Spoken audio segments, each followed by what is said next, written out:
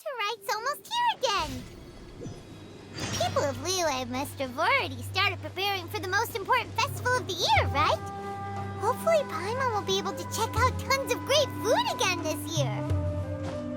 Anyway, let's go to Liyue Harbor and see what's up.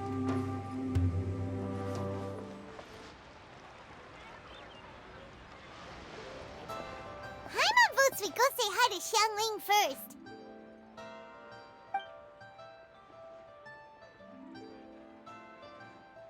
Huh? Xiangling? What a pleasant surprise meeting you here! Oh? Why, the pleasure is all mine, as is the surprise, surely. It must be fate that brings us together in this place. How have you fared as of late? I sense you are older and wiser than the last time we met. It seems your travels continue to yield valuable insights. You are too kind. So, Xiangling, are you here to listen to stories over tea again? I had originally planned to set out after this last round of tea. However, I had planned to take a walk to Chimes village and gather some nascent bamboo shoots, which are currently in season. A villager there once gave me a small sample, and they possessed a most excellent flavor. Huh?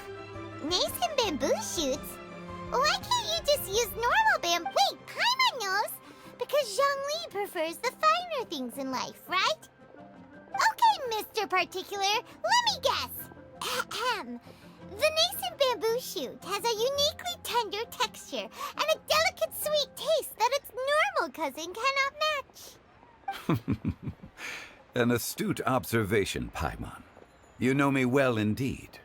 Lantern Rite is almost upon us, but besides the bamboo shoots, there are a few other items I have not yet procured from Director Hu's list. May I ask if you have already made arrangements for the days ahead? Well, we were planning to use the opportunity to say hi to some of our friends, but before we were able to figure out a schedule, we ran into you. Well then, might I invite you to imagine the sheer delight that is a soup cooked with the freshest nascent bamboo shoots in all the land. Generous cuts of pork belly and crisp, fragrant bamboo shoots placed together in the pot and left to simmer slowly for half a day. You're doing this on purpose, aren't you? Paimon's onto your plan. You just want to hoodwink us into fetching your bamboo for you. Why, I assure you, I would do no such thing. I merely wish to inform you of the freshest, most succulent and flavorful bamboo shoots one could ever hope to taste. Ugh. Let's go, Traveler. Paimon's taste buds can't take it anymore. Collecting a few bamboo shoots shouldn't take too long. Paimon has got to get her hands on some of that soup. Such fine specimens are indeed well worth the excursion. Very well. I shall leave the bamboo shoots to you. Should you have the good fortune to find some, please share them with me as well. See? Paimon knew he was just bamboozling us. However, there is no need to rush. The streets of Liyue will be bustling with visitors and filled with all manner of celebrations during the festive period. By all means, go wherever your interests lead you. The nascent bamboo shoots would be but a wonderful final touch to a most exceptional feast. What an honor it would be to savor them in the company of friends. We're heading out. Enjoy your walk, Young Lee. Take care now, you two.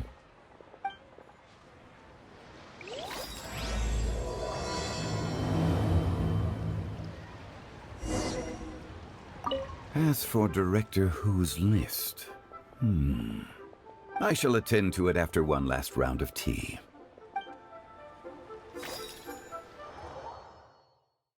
Bamboo shoot, nascent bamboo shoot. Oh, this one's only just sprouted, and it looks super fresh. Paimon thinks this is the one.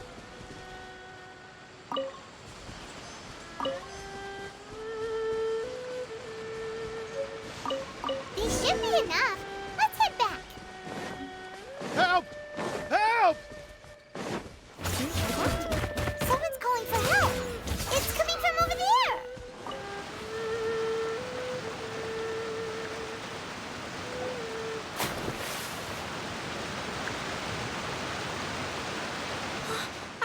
okay?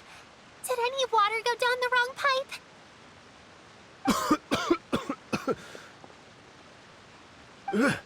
I think I'm okay now. Thank you so much. That was scary. Well, at least you're all right. All thanks to your savior here. Oh, a little girl? Greetings, everyone. My name is Yao Yao. It's a pleasure to make your acquaintance. Whoa, she's so well-mannered. My name's Paimon, and this is the Traveler. I'm Dvorak, a musician from Fontaine. I came through Stone Gate intending to head towards Liyue Harbor, but then I became captivated by the beautiful scenery, and before long, I was completely lost. Just now, I was so mesmerized by the waterfall that I slipped and fell into the water. If it weren't for Miss Yao Yao's help, I shudder to think what might have happened. It's all right, Mr. Dvorak. The splashing around the bottom of the waterfall means the stone path is always wet and slippy. You definitely have to be careful. Next time you're exploring an unfamiliar environment, try to focus on what's right in front of you. Don't let your mind wander. As long as you watch your step, accidents like this won't happen anymore. Yes, ma'am. I understand. I'll remember to be more careful next time.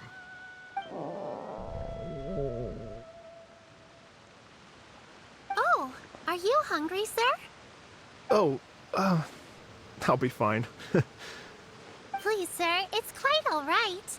I was born and raised here in Liyue. It's only natural for me to extend my hospitality to any guests who are passing through. I expect you still have quite a long journey ahead of you. It's very important to keep your energy levels up. I still have some lotus flower crisps left in my backpack. Why don't we split them between the four of us? Aw, what a thoughtful kid! She even has some for Paimon! You're welcome. Mmm, so tasty. If only there were more. Having a healthy appetite is a good thing. It means Paimon's still growing. If I'd known I was gonna run into you, I would have made a second batch. Hope you're taking notes, Traveler. This is how you treat your Paimon. What do you think, sir? Are Liyue's snacks to your taste? I wonder if they're not sweet enough. No, they're perfect. When I was traveling through Mondstadt, I had a chance to try one of their moon pies. It had a meat filling, unlike these crisps. But apart from that, it seems like they follow a similar cooking process. Both are delicious in their own way. As for Fontaine's cooking, though, it's been a long time since I've had a taste of home. Sounds like you spend a lot of time on the road, huh? I do. It's part of my job. I'm one of the main organizers of the Iridescence Tour. Iridescence Tour? The Iridescence Tour is one of the biggest music festivals in Fontaine. We're looking to expand, though. Our aim is to hold a festival in every nation. At least, all the main organizers share this goal. Unfortunately, it's a long story, so I'll spare you the details. But anyway, so the main reason I'm traveling all around Tavad is to promote our music festivals. But I have some personal reasons, too. Well, what are they? Just tell us already. Let me see. Well, to explain it in full, I'd have to start with a story from my ancestors. I don't want to take up too much of your time. Oh, I love listening to stories. We want to hear it too. Okay, then I'll start from the beginning. The story goes that my ancestor, who was also a traveler, once slipped and fell into a lake during his travels. As he was sinking and gasping for breath, he heard a wondrous tune in the air. They say it was the most beautiful, moving melody he had ever heard. Even in that life and death moment, the ethereal music seized his full attention and almost made him forget the fact that he was drowning. When he finally came to, he found that he had already been brought ashore. Not too far from him stood an unfamiliar woman with an almost divine aura. Once she saw that he was no longer in danger, she left without a word. My ancestor tried to run after her to give his thanks, but although a mere dozen paces separated them, no matter how quickly he gave chase, he drew no closer and remained a dozen paces behind. In the end, all he could do was to bow in thanks to the woman as he watched her walk away towards the rivers and mountains in the distance, before at last he turned around and made his way home. Once he returned to Fontaine, he began to learn an instrument so that he could spread his story far and wide, just like the bards. After generations of retelling, embellishing, and dramatizing, people have come to think of that lady as something like a fairy. The story's become something of a local legend in Fontaine. It's called the Lady Overlooking the Lake. People now say that if you go down to the lakeside and play an instrument, so long as you play a pleasing melody, you will hear a fairy lady who is hiding out of sight, playing along with you. Wow! Exactly. It may just be a legend to others, but for me, it's a real part of my family history. I wanted to find out the truth of this tale. So I decided to retrace my ancestors' steps and search for that lady's modern-day descendants. Of course, there's no way of knowing where my ancestor fell into the lake all those years ago. So I always knew that the search would be akin to looking for a needle in a haystack. I've spent many years on the road now, and I'm nowhere near as fit as I was in my youth. The wish that I've spent half my life chasing after has now become something of an obsession. Well, I haven't lived half of my life yet, but still, I understand how you must feel. Paimon too! It's like... imagine if you saved the center of a lotus flower crisp, which is the best part, by the way, because you wanted to eat it another day, but then suddenly, sploosh! It falls into the water, never to be seen again! Paimon would definitely remember that for the rest of her life. There's no need to feel sorry for me. I've made some progress over the years. For example, I've concluded that the story must have taken place in Liyue. Oh, so you finally found a lead? Yes, in fact, that's an intriguing story in and of itself. I'd always known that Mondstadt is the city of song and freedom, but more recently, I heard that the Animal Archon returned to Mondstadt for a festival in the fall, and learned that he himself is a patron deity of music. So I prayed for the Animal Archon's guidance in the Mondstadt Cathedral, and as soon as I set foot back outside the front gate, I noticed a cluster of leaves being blown in the wind further and further west, towards Stone Gate. A friendly local told me that this meant the wind was guiding me in the direction of Liyue, so I followed their advice and made my way here. Right? You get it. I knew I'd find someone that agrees with me eventually. Are you sure? It sounds a bit too much like one of those fake legends told by those treasure hoarder guys to scam gullible grannies from Jingsa Village. Rex Lapis has returned to the world. Just give me some incense and a little more towards the travel fees, and I will pass your gift on to the Lord of Geo and ask him to keep you and your family safe and well, and so on and so on. Don't worry, Yao Yao.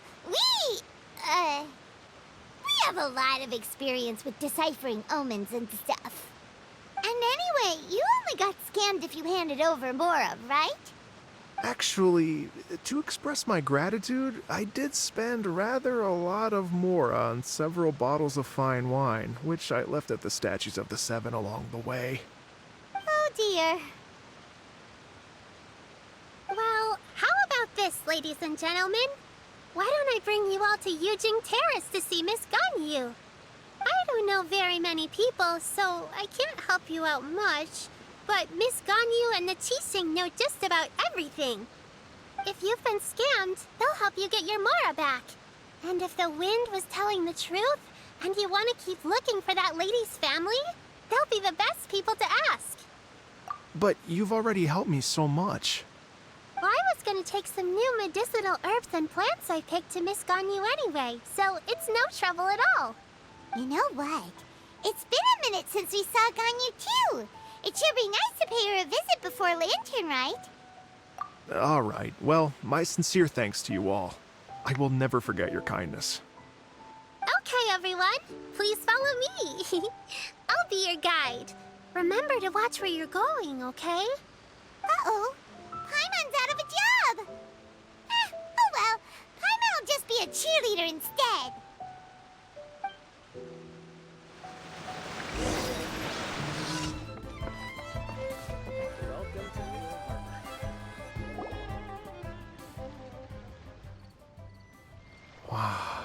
Liyue Harbor looks very different from when I came last.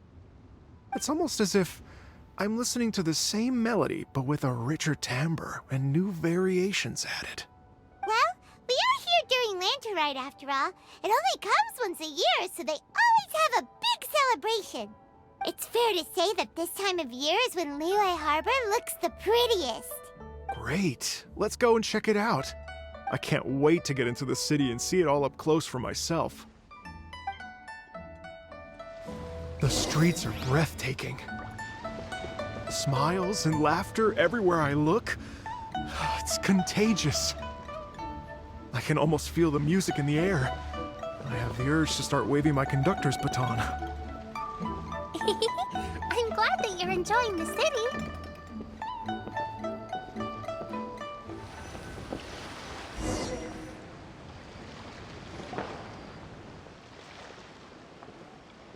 Hey, everyone. Fancy meeting you all here. What a nice surprise. Hello, Xinyan. Let me introduce some new friends. They are... Traveler, Paimon, and Mr. Dvorak, right? I've known them all for quite a while. When I was last here to advertise a Liyue stop for the Iridescence tour, Xinyan was one of the few people willing to give me the time of day. Feels like I've been chasing this Iridescence tour bandwagon halfway around the world, but I keep getting stood up. What's going on, Mr. Dvorak? I'm so sorry, Xinyan. We've had a string of terrible luck recently, and every time we've tried to put on a show, something or other has come up to stop our plans from materializing. Is that right? I guess it can't be helped. So, what brings you to Liyue Harbor at this time of year anyway? Thinking of putting on a music festival during the Lantern Rite celebrations? A Lantern Rite music festival? Yes, please! No, I'm actually here on personal business this time. Oh, so no Lantern Rite music festival? I mean, that's not just up to me. Hosting a music festival takes a lot of funding and personnel. Moreover, I've never worked with the Liyue authorities before. Even if I were to start putting something together right now, I think it'd be too rushed. Wait, but we're going to meet the Liyue Qixing, aren't we? And they're the ones in charge. Uh-huh, that's right. Miss Keqing and Miss Ningguang can make anything happen. You mean... what? This is the perfect opportunity! Well, sure, it might not work out, but it can't hurt to bring it up as a suggestion. That's the spirit! See? Even the Traveler agrees with me. Mr. Dvorak, don't let yourself be put off by the fact that a few things haven't worked out recently. As for the performers, I can put you in touch with some local artists. My friend Yunjin is a well-known opera singer in Liyue. With her support and a commissioned song from the Yunhan Opera Troupe, we should be able to get something going. But what about you, Xinyan? Are you just going to sit this one out? What do you take me for? If we actually managed to make the Iridescence Tour Lantern Rite Grand Concert a reality, you think I'd let anyone else perform the opening act? Wow! There's that rock and roll spirit! What do you say, Mr. Dvorak? Okay. I'll give it a shot. But the opening act is not something to be chosen lightly, Xinyan. I will judge your work by the strictest of standards, so please make sure you are fully prepared. Are you kidding? I thought you'd never ask. Whew, guess my shopping time's getting cut short. I'm gonna head back right away and start working on this. Yao Yao, if you run into your senior on the way to the Qixing, please send her my regards. Okay, I promise I will. Good luck with your music, Xinyan. You've got this, Xinyan! So about the senior of yours Xinyan mentioned just now, is that anyone we know? Yes, it's Xiangling. She's mentioned you two before. Xiangling's always thinking about cooking. Whenever she gets scrapes or burns, she just leaves them to heal by themselves. She definitely needs someone around her to look after her. I know you must have looked out for her a lot too in the time you've known her. So, thank you for that.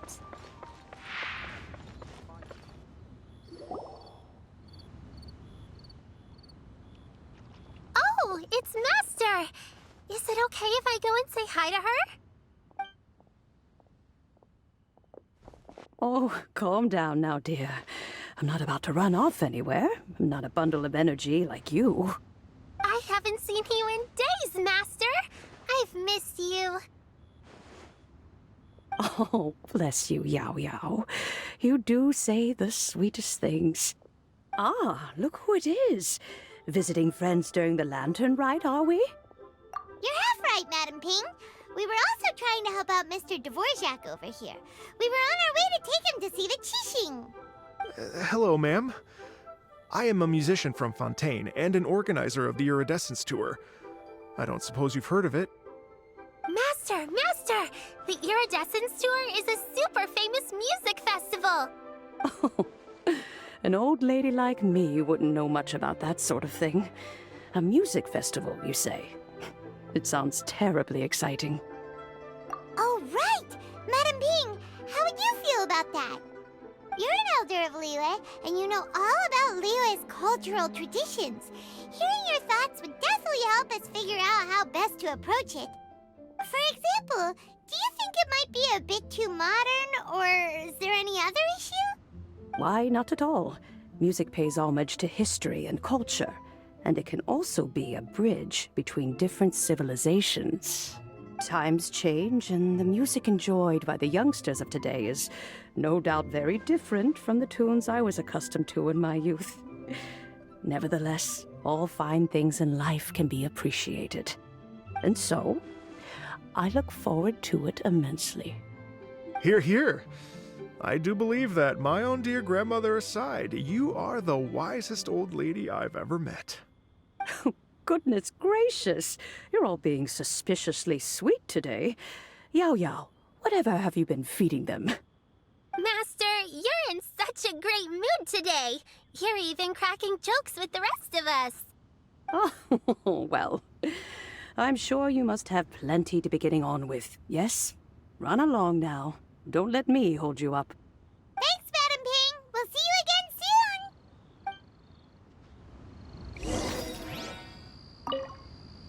You mustn't be afraid to try new things.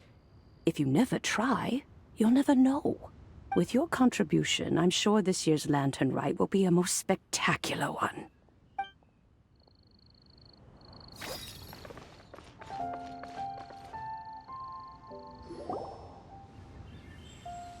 And when you meet with the Ministry of Civil Affairs, please remind them that the festivities are not an excuse to procrastinate their work. Understood, Miss Ganyu. I'll take my leave now. Ganyu! What brings you here, Yao Yao? I've brought all the medicine you asked me to pick for you. Oh, and here's a pack of sweet flower seeds as well. Also, these dried Chingshin leaves make a great pot of tea that's very good for you. I know you've had a lot to deal with at work recently, but you shouldn't push yourself too hard. If you're not careful, you'll end up falling asleep in the grass again. Well, this is weird. It's like a responsible younger sister talking to their disorganized older sister.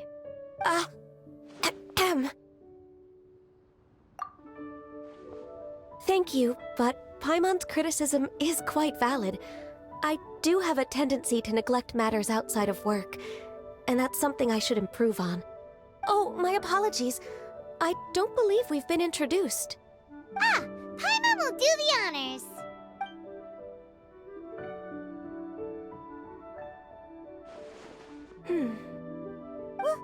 What's wrong? Did Paimon go over everything a bit too fast? It's definitely an ambitious plan.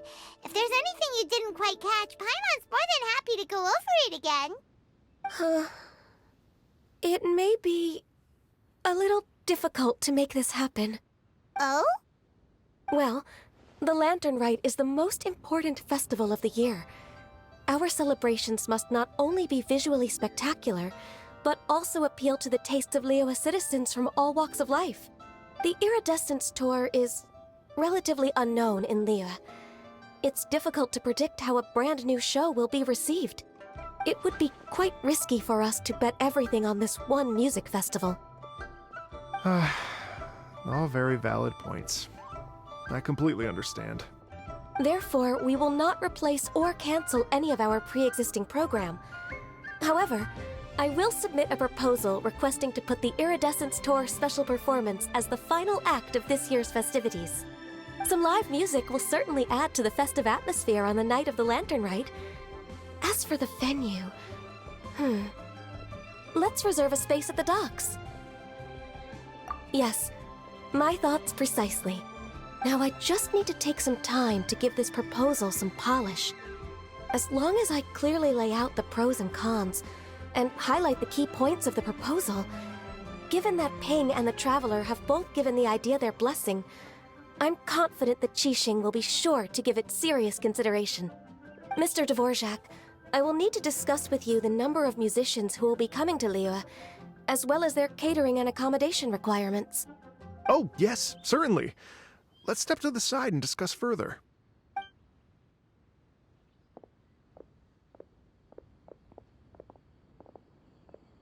As soon as there's work to do, Ganyu's as diligent as ever. I couldn't agree more. Master once said that everyone has things that they are good at and things that they are less good at. So, with that in mind, Ganyu shouldn't feel compelled to become perfect at absolutely everything. I'm good at taking care of people, so that can be left to me. Wow. Hey, Yo-Yo, can you take care of Paimon too? Paimon's getting hungry again. I'm afraid my backpack's empty now, but if you let me know what you like, I can bring you some of your favorite dishes next time we meet. Apart from lotus flower crisps, what else do you like? Anything sweet, and anything that's made from slimes.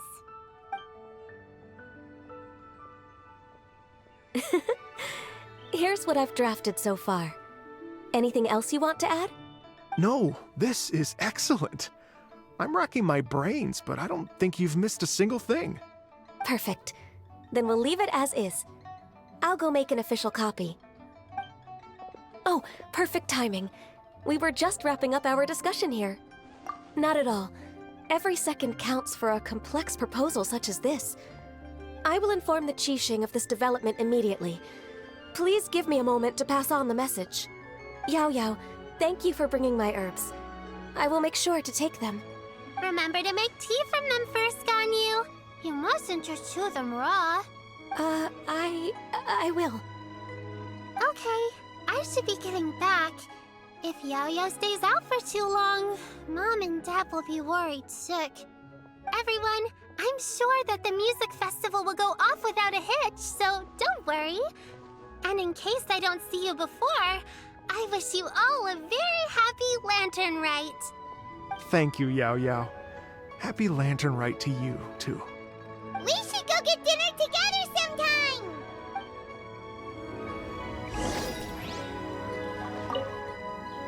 That lady I just talked to, Ganyu, she really thinks of everything. It got me wondering, could it be that all our failed attempts so far have been down to our failure to properly prepare for different contingencies?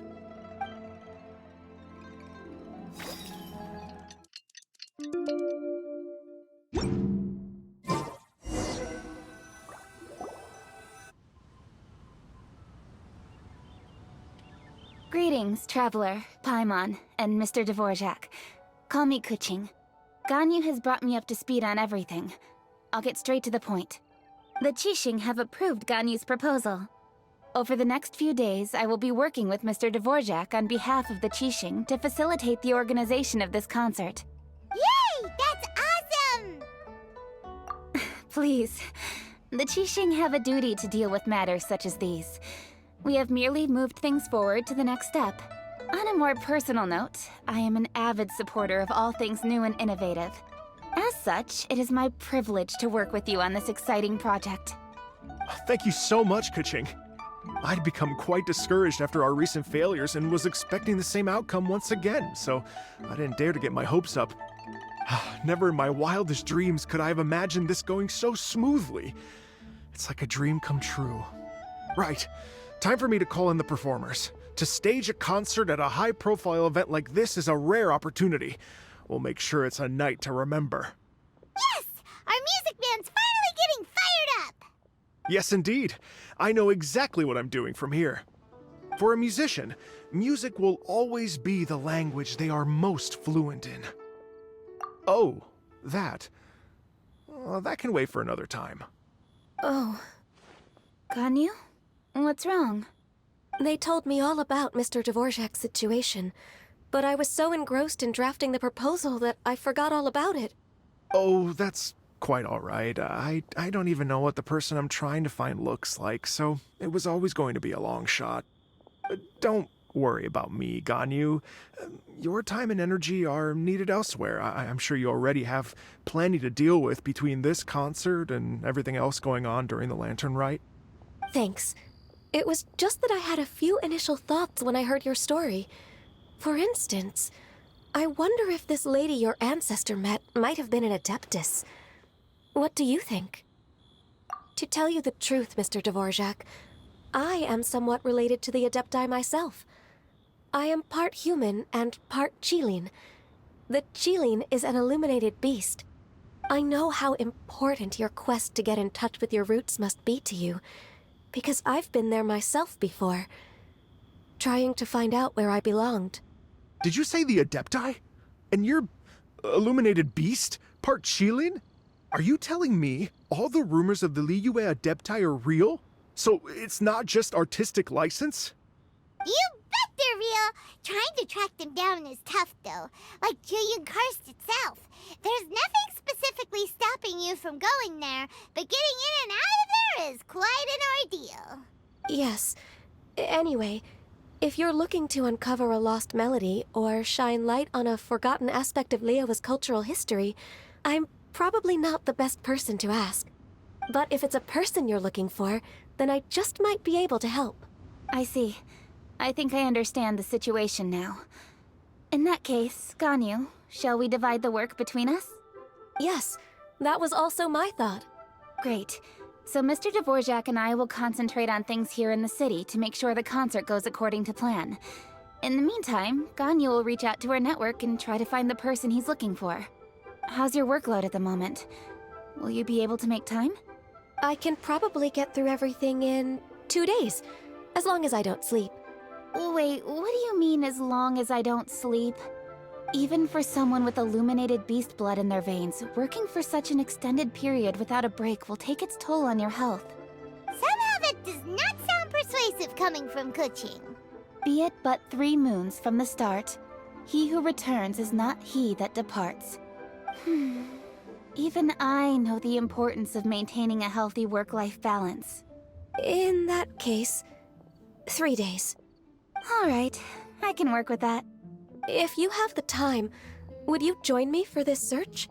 You're well known to many of the Adepti and respected among the people. I'll feel much more at ease with your company. Okay, then let's meet back here in 3 days. Watch this space, Mr. Dvorak. We'll get to the bottom of this. You're all so helpful and kind. I just... Just think, imagine if we found the Adeptus lady, or one of her descendants, and got them to come to the performance. Wouldn't that be amazing? It'd be such a happy reunion, and that's exactly what this festival's all about. You're right. Okay, I'm gonna pull out all the stops to make this Lantern Rite a true extravaganza. We should probably get going. Mr. Dvorak, could you come with me to confirm the site? Ooh, we're coming too! I was wondering, what are your thoughts on music? What does it mean to you? Music sounds nice? Truth be told, the question of what music means to people is one that I've been pondering for quite some time. Let's revisit this question after the concert.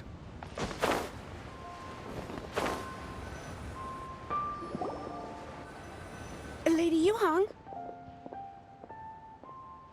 Baiwen, what is it? Per Lady Ningguang's orders, I've been gathering intelligence outside of the city with the goal of uncovering and dispatching any trouble ahead of the festival. I am told that a strange melody was heard somewhere along the coast. I was wary of investigating further on my own, so I was just on my way to report this incident to Lady Ningguang. But I'm worried that if we don't act right away, we may miss the window of opportunity to take appropriate action. I understand.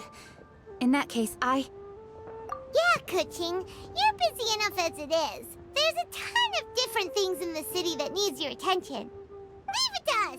Don't worry. Whatever it is, we'll definitely be able to handle it. Well, she will handle it. With the Traveler on the case, it's as good as dealt with. Thank you. This will be a great help. I will inform Lady Ningguang about the situation. Once it's resolved, please come and find me again at Yujing Terrace and let me know. Will do. And say hi to Ningguang for us. you have my thanks too. Stay safe and come back as soon as you're finished. Good luck.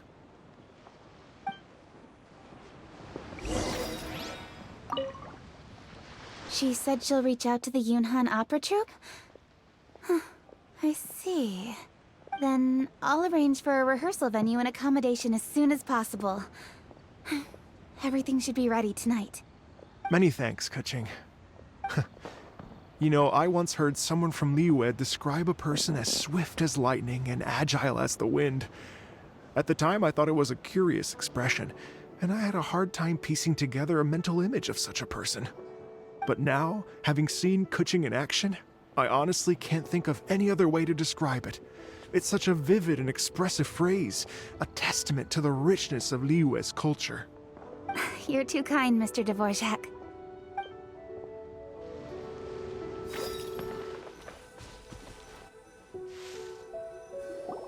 Byron said the strange tune was coming from around here, right? But Paimon doesn't hear anything. There doesn't seem to be a soul in... I was just wondering who in their right mind would come out to a place like this. So, it's you two. Yeon! How'd you sneak up on us like that? You nearly gave Paimon a heart attack! You look pretty alive to me. Can't have spooked you that bad. Fair enough. Ah, you're here for that too? Saves me a bit of explaining. Come with me. I've already reconned the perimeter, so we should be safe.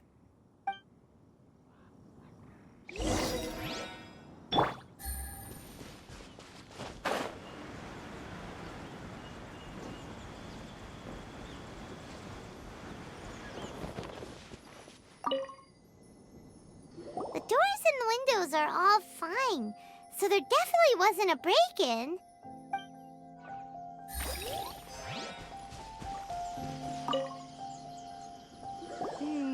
The stuff by the door is in pretty good condition, though. It can't have been too long ago that someone was last living here.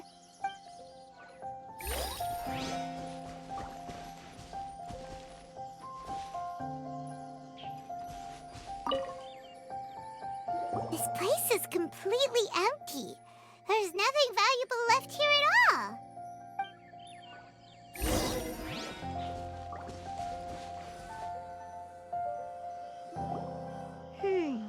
How strange. It looks like it's been looted, except for the fact that there's no sign of a struggle. The bad guys could have sneaked in while the owner was gone, but then how do you explain why the door and windows are intact? Seems you've done a pretty thorough inspection. So, any theories on what might have happened here? Yeon, you didn't hide some of the evidence from us on purpose, did you? Why would I make this more difficult for you? We're on the same side here. Okay, well... Paimon gives up then. Paimon's got nothing. What about you? Give up as well? Your instincts are pretty good. Or perhaps it's not instinct. The strange melody is one of the few pieces of information you have available, after all. Let me share a folk story with you. A long time ago, there used to be a group of bandits in the Liyue countryside who would sound a horn every time they were about to raid a village. But it wasn't a rallying cry to rouse their fellow men. It was a disconcerting tune, meant to intimidate the weak and warn them of their impending doom. To escape with their lives, the villagers would abandon their homes and flee overnight, taking only their most valuable belongings with them. Everything else was left behind. The bandits were eventually brought to justice, but the fear and trauma remained in the villagers' hearts. Whenever they heard that melody, they would feel like their lives were in danger once again, and flee immediately. The culprit of this crime exploited that very fear to get access to this house without having to force their way in. Whew! That's quite the story. The victims obviously will have gotten quite a fright, but at least they won't be in any great danger. The important thing now is to find this copycat criminal. On any other day, that'd probably be a good idea. Unfortunately, it's not gonna work today.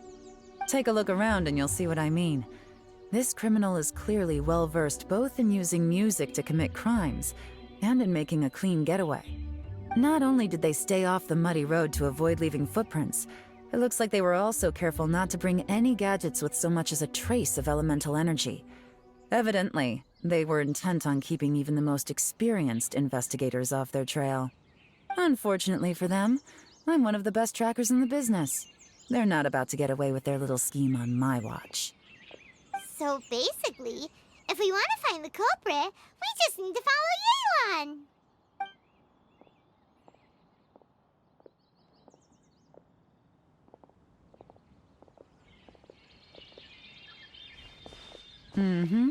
As long as you can keep up. Since the culprit's trying to be cautious and low risk, I'll bet they left through an area with some vegetation for cover, but not so much that it would slow them down.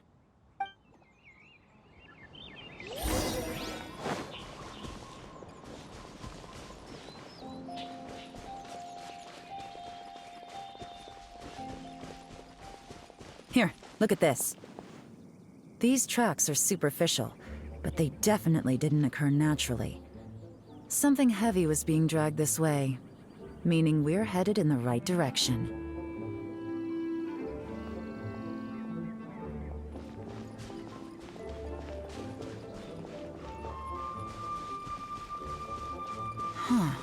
Their pace has increased. Normally, people carrying a heavy load slow down as their journey goes on and they start to tire. Whatever's motivating them to speed up must be psychological. For instance, reaching the home stretch.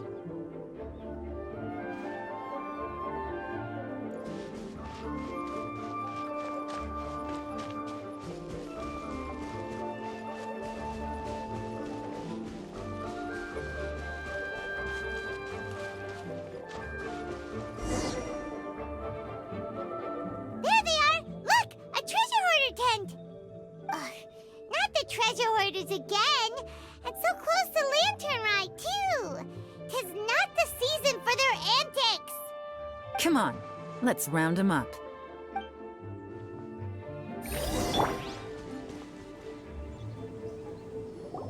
Hey! Who are you? Where did you come from?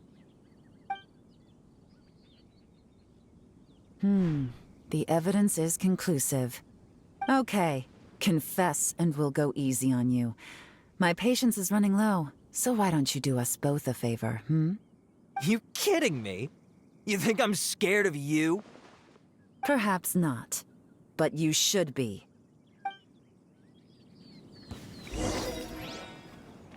Gotcha! Busted! Curses. Seems like you're not all talk after all. There's no going back now. Better up my game.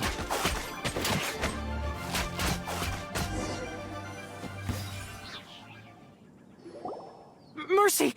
Have mercy! Oh, it's a little late for that. I've come this far, I might as well finish the job. I surrender! I surrender, please! I'll do whatever you say. Please have mercy. Tell us everything. You have one chance, and I'm warning you. Don't make me ask twice. I won't, I swear. So Lantern Rite's nearly here, and like a lot of people, I wanted to buy a few nice things. I know I'm with the treasure hoarders and everything, but I don't really have any kind of experience with robbing people and whatnot. So I don't have the guts to break into somebody's house. Wow, you're really going to complain to us about that? No, not at all. I'm just telling it how it is. Okay, continue. I racked my brains trying to think of what I could do, and eventually, I remembered something from back when I was a kid. The bandits would blow their horn, and my grandma would grab us kids and run. I remember the tune, so I figured I'd try it for myself. I mean, just to see what would happen. At first, anyway, I seriously didn't expect that family to pack up and leave.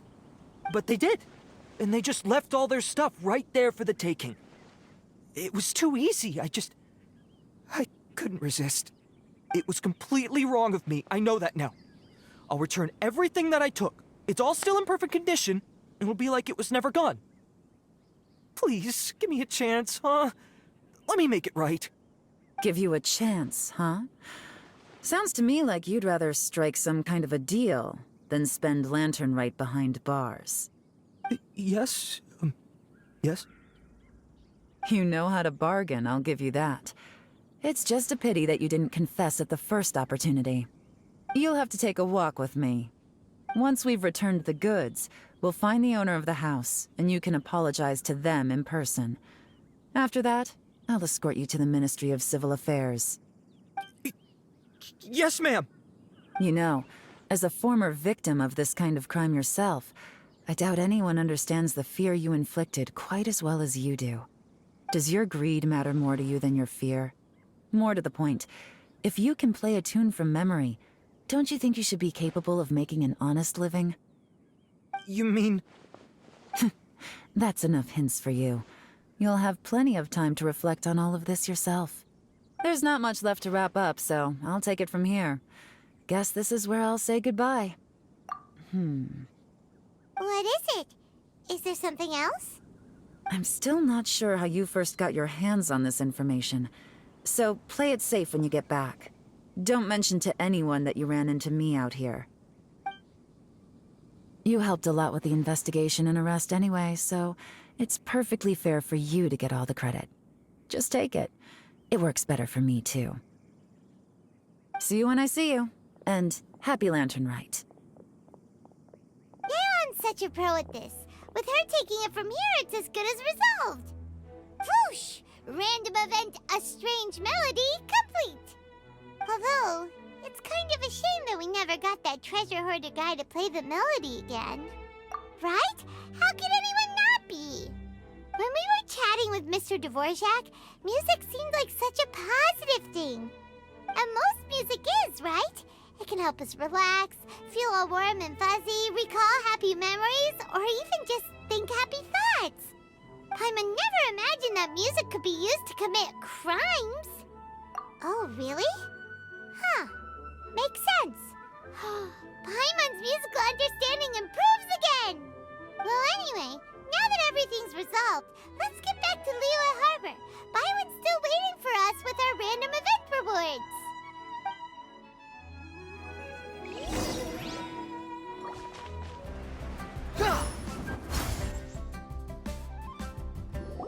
Byron, we're back! Everything's all sorted! That's great news! Oh, please wait here a moment if you would be so kind. Lady Ningguang instructed me to advise her upon your return.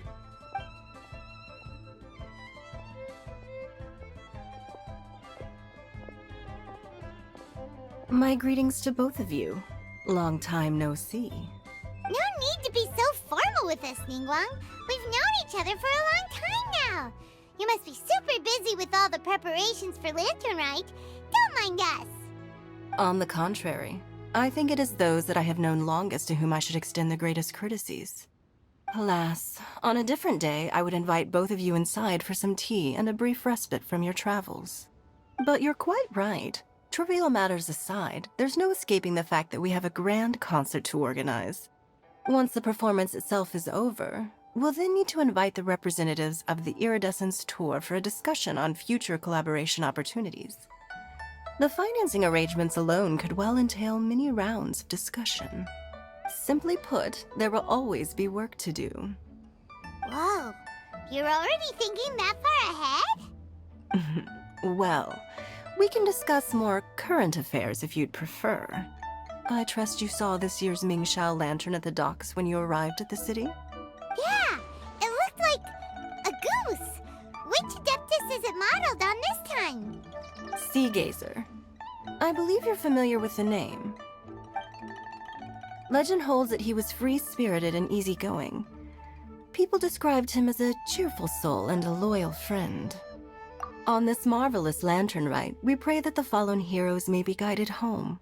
If the sound of music can flow like the rivers and streams into every corner of the land, perhaps the souls of those who have gone before us will hear the song of a new era. I wondered whether the melodies will be to their liking. Oh, they're gonna love them. Paimon's sure of it. At least, if the guy you mentioned is anything to go by, the Adepti and Heroes of the Past sound like a positive and free-spirited, cheerful bunch. They're sure to be open to new music. Well, let's hope so. I heard that you'll be going on a search with Ganyu to find the descendants of a fairy lady from a Fontaine legend. I'm sure this quest to uncover the truth behind an ancient story will turn into a most charming tale. Do share it with me, won't you? I couldn't bear to miss out.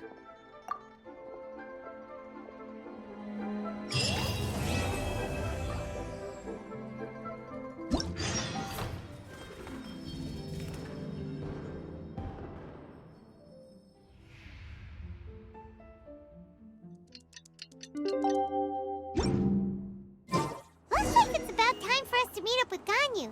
Let's head to Eugene Terrace.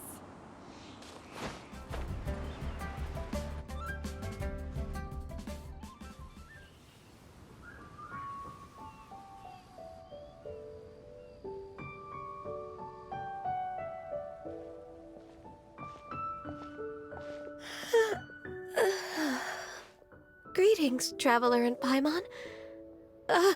What time is it? Are you okay, Ganyu? You were nodding off there. Didn't you sleep well last night? I'm fine. Don't worry about me. Let's discuss the matter at hand. Since last time, I've been thinking a lot about the story Paimon told me. In essence, someone rescued a drowning man and performed some music. If that were all there was to it, it could have been many people, human or Adeptus. But the tune was allegedly so wonderful that the drowning man forgot about everything else, even his own impending death, and only came to his senses after being brought to shore. Perhaps there was an adeptal power at work in that music that he, as a mortal, could not perceive. Or perhaps he sensed a power surrounding him but lacked the words to describe it, not knowing where it came from. Either way, if this part of the story is true, then the rescuer has to have been an Adeptus. You really think so? But this story is all the way from Fontaine. Isn't this a bit of a long shot? Also, Paimon's really curious about how people from Fontaine think this fairy lady looked. Ooh, like a crystal fly's wings? That would be pretty cool. But Paimon definitely can't imagine any of the Adepti looking like that. Actually, Ganyu, if you had to save a drowning person, how would you go about it? Huh? Me? Well, I'd get them to the shore, and then I'd probably hide behind a tree and watch them for a while. Once I was sure that they were going to be okay, I'd slip away without a sound. Got it.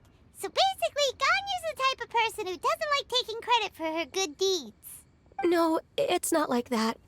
I'm just not very good at explaining things. And I also find it really awkward accepting other people's gratitude. Well, what if this Adeptus in the story had a similar attitude? That would explain why she just left without saying a word. She was probably thinking something like, one was merely passing by and saw fit to address this egregious disruption to one's graceful zithering at once. You may keep your thanks to yourself. That was actually a very good impression of Cloud Retainer, Paimon.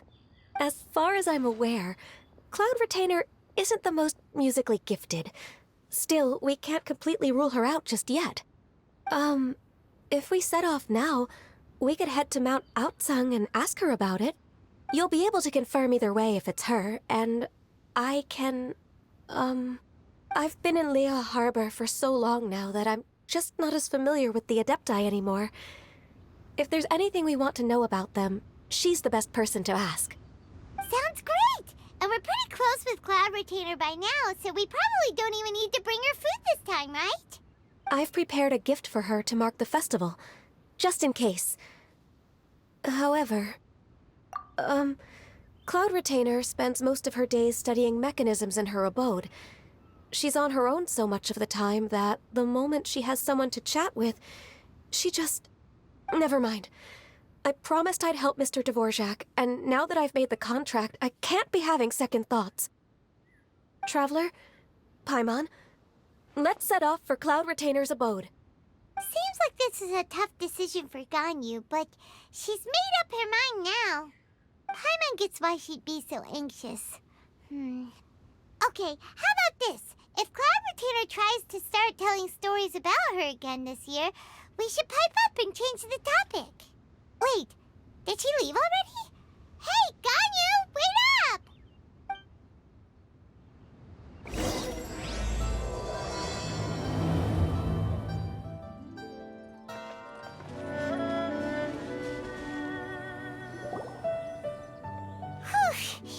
Paimon's so tired from trying to keep up. Don't either of you need to take any breaks? I can't believe it. Cloud Retainer is not here. Huh? Did we miss her? She doesn't like to travel, so in the past, it's always been the other Adepti who come to visit her during the festivals.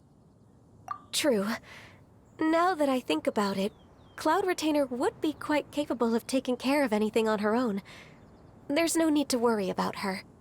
Since she's not here, I guess the next step is to check all the other Adepti abodes, one by one. Uh-oh. Will it involve a lot more traveling? Got it! Paimon has a great idea! Please go on, Paimon. Our goal here is to find the Adeptus that helped Dvorak's ancestor, right? We can't hear any music right now, but if she's really as nice as the story suggests, she'd definitely come to help anyone who was drowning, right? Yes, I think that's fair to say. So, all we have to do is get the Traveler to pretend to fall into the water, and the Adeptus will come to the rescue! You know perfectly well that Paimon can't swim! Paimon would sink like a rock! Just trust Paimon!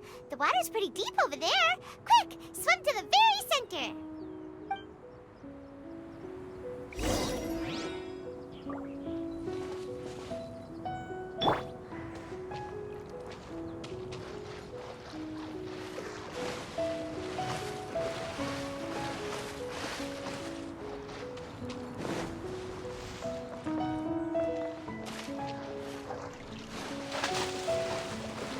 Help!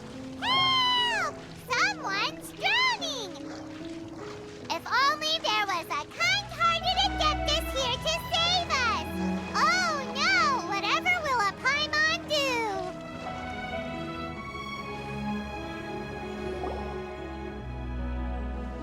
What is going on?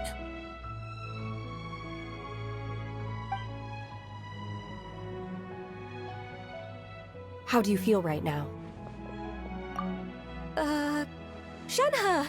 And the Conqueror of Demons! Why don't you say something?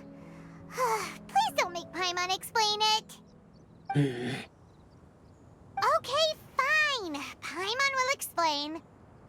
We're looking for an Adeptus who's good at being a lifeguard and playing music.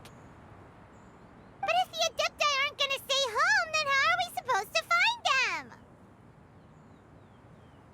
It wasn't me. Yeah, so this Adeptus is most likely a woman. And I am not an Adeptus, as you both already know, Traveler and Paimon. Okay, so this is Paimon's fault. No way Paimon would have suggested this idea if she'd known how awkward this was gonna be. Glad you're okay. As far as I know, the one you seek is no Yaksha. And one last thing. Your actions here caused others a great deal of worry. Do not repeat them again in the future.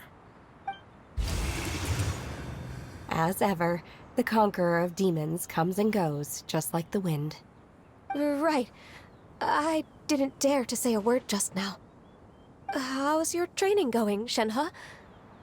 Have you made any plans for Lantern Rite? We could spend it together in Liyue Harbor if you'd like.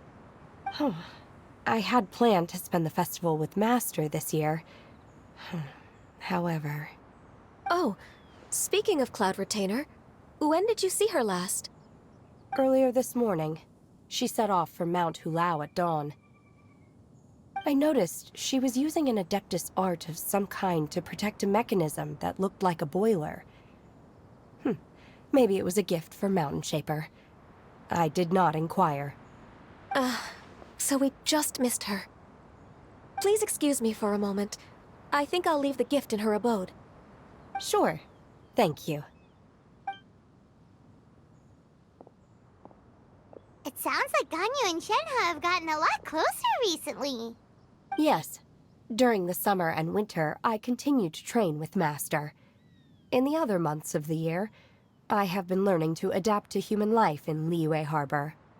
Ganyu arranged accommodations for me in the city, and also recommended several work positions for me. But when I try to blend in by referring to her as Miss Ganyu or Lady Ganyu, like the others, she says I mustn't address her like that. Sometimes I'm supposed to copy other people, sometimes I'm not. It's a little difficult to keep track of everything. Oh, is that what it is? Noted. So, you came looking for Master today because you wanted to ask her about the Mystery Adeptus. Is that right? Yep. Oh, speaking of that, have you ever heard any music while out training in the mountains? Music? What is that? It's... a kind of a happy or relaxing sound. Or, a nerve-wracking sound. Or even a terrifying one. Okay, I'm done. I also left her a note so that she knows where to find us. We won't miss her again. Yay! That's really helpful. Thanks! We were just talking about this thing called music, and based on Paimon's description, I do believe I hear it every day. Please follow me. Oh, really? Great, let's go!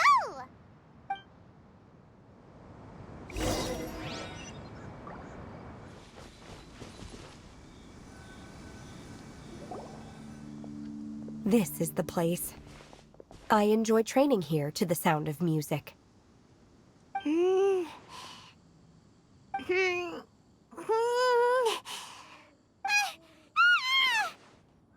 no!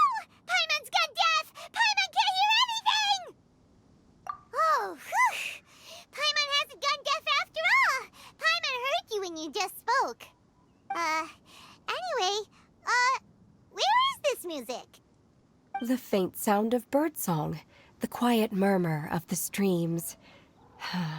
These are relaxing sounds. Are they not the music of which you speak?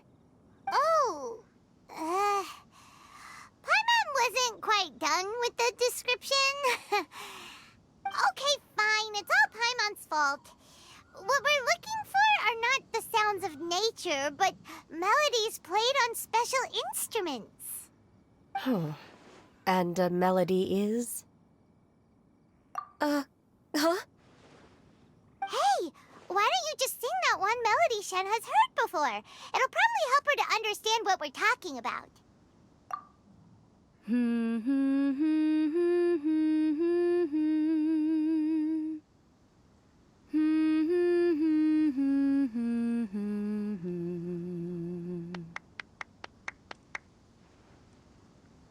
Oh, was that from the opera that Yunjin sang? That was a melody, and melodies can be called music. It felt like I was transported back to the past. In my mind's eye, I could see the Zhao lanterns lighting up the night sky again. We're all there, raising our glasses and drinking to our heart's content on the Jade Chamber. As I watched Yunjin's performance, I felt a warm sensation in my heart. And as the drink reached my stomach, It went from warm to hot. When you hummed that melody just now, feelings from a whole year ago came right back to me, as strong as they were on that day. Huh. So that's the power of music. Wow, Shenhe. That was so deep! Music definitely has the power to bring up memories. It's like a time capsule with all the special moments from our lives squished inside. What about you, Ganyu? Are there any melodies that have left a deep impression on you? I don't remember if my parents ever sang any lullabies to me. I know some local folk songs, and a few other things come to mind too. The songs of the sailors down at the docks, the little ditties that the vendors call out in front of their beloved shops, the tunes of folk artists performing on the streets. Yes, that's right. In the past, whenever I heard the sound of those tunes, I always felt that they were worlds apart from me. Nenny and Liyue probably view me as a non-human, and they are right, in the sense that I never could connect with humans' artistic expression and their sentiments. So I haven't been able to integrate into their community and be a part of their lives. At least, that's the view I held in the past. Only more recently did I start to realize that the only barriers are ones that I have erected with my imagination. The way those melodies make me feel isn't all that different from other people after all. They're about mundane details of everyday existence. Life's ups and downs, joys and sorrows. Even though we come from different backgrounds and have different stories to tell, when it comes down to the most common things that we see and experience around us each day in the city, in that sense, we're all the same. You go, Ganyu! You're really making progress. You have loads of friends in Liyue Harbor when you think about it. Okay, maybe some are more like coworkers and bosses, but at the very least, Keqing and Shenhe are your friends now, right? Yes, I am. Technically speaking, we should refer to each other by the conventional forms of address used among fellow disciples. But now that I know what constitutes a friendship, I do believe we are more friends than co-disciples. Thank you, everyone. Once the days are warmer, I would like to host you at my home in the city. Please invite Keqing as well. I've planted many types of flowers. I'm sure some of them will be to your taste. You are too kind. I couldn't possibly. Nonsense. You are my friend. I have cultivated and cared for the flowers just as you taught me. Once you've seen them for yourself, I am sure you can advise me how to do an even better job next time. I will save some for decoration. We can feast on the rest. Then, thank you in advance. Wait, what is that saying again? If you insist? Do people say that? I'm not completely sure either. It doesn't matter, okay? You got the point across. No need to split hairs. Paimon's more concerned about your idea of a girls' night out. Eating flowers? Really? Does this have anything to do with you both being the disciples of that illuminated bird? Who dares refer to one not by one's Adeptus title, but merely as that illuminated bird? Master. Our greetings, Cloud Retainer. Ah! There it is! The illuminated bird has landed! Double humph. Now she has the gall to use it rather than she, even after being chastised once already? Barely a moment has passed since we last met, and yet your impertinence has reached new heights. Very well. If you refuse to learn your lesson, one shall scold you no further. One has received your message from Ganyu. On the matter of the Adeptus you seek, one suspects to know their identity. Well, shall one lead the way? I still have to complete my training for today, so I will bid farewell to everyone here. Very well. Await my arrival at one's abode later this night. On this special occasion, you should indulge yourself with some savory dishes. If you want to release a Shao Lantern, come and find us anytime. Thank you, everyone. Happy Lantern Rite to you too.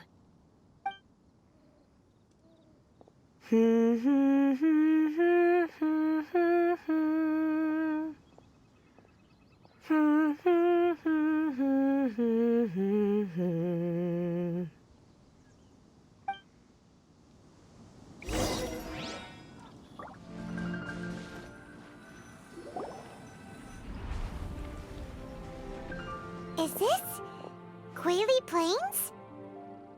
Cloud Retainer, why did you bring us here? Ganyu is of course familiar with the name Guizhong, but have you ever heard of her? Guizhong is another name of Agentis, the god of dust. She was extroverted in nature and adored social gatherings and inventions alike. Long ago, this region was yet a prosperous assembly. Guizhong often invited her friends to visit her home, reserving for us seats around the largest stone table. Sea Gazer would always bring out his latest treasure and place it upon the table. He could be quite the braggart. Though usually a mild-mannered fellow, when it came to those collectibles he was so fond of, he always loved to show them off. Paimon remembers that name. So that's what Sea Gazer was like. He was an old friend and a former rival. One has many memories of him. Once he had brought out the treasure, it would predictably become the center of attention. Neither Guizhong nor One was content to let him just steal the spotlight. So we would then also present our proudest mechanical creations. As Adepti, we were each gifted in our own ways, and naturally proud of our accomplishments in our respective fields of expertise. As a result, One often quarreled with Sea Gazer. His treasures were not even of his own making. He just used his exploration skills to dig them out of the ground. How, pray tell, could he compare to me, when every single one of One's accomplishments were crafted by one's own hand? Cloud Retainer, you are getting competitive again. One digresses. Regardless, every time an argument occurred, Guizhong would come over to watch us during our mutual lambastics. On some occasions, she would join in, and on others, she'd take one of us by the limb and start uttering the most ridiculous nonsense. What kind of nonsense? No kind of nonsense were we spared. Sometimes she would brazenly opine, why argue between yourselves when neither of you could ever hope to beat me? Other times, she would make unsolicited suggestions, such as, once you two are done arguing, let's go to the foot of the mountain and grill some meat. She always sought to make everyone happy, and one must say, she had quite the gift for it.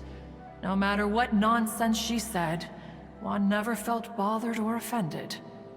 It also helped that she never referred to One as that illuminated bird or lady bird. Come on, get over yourself!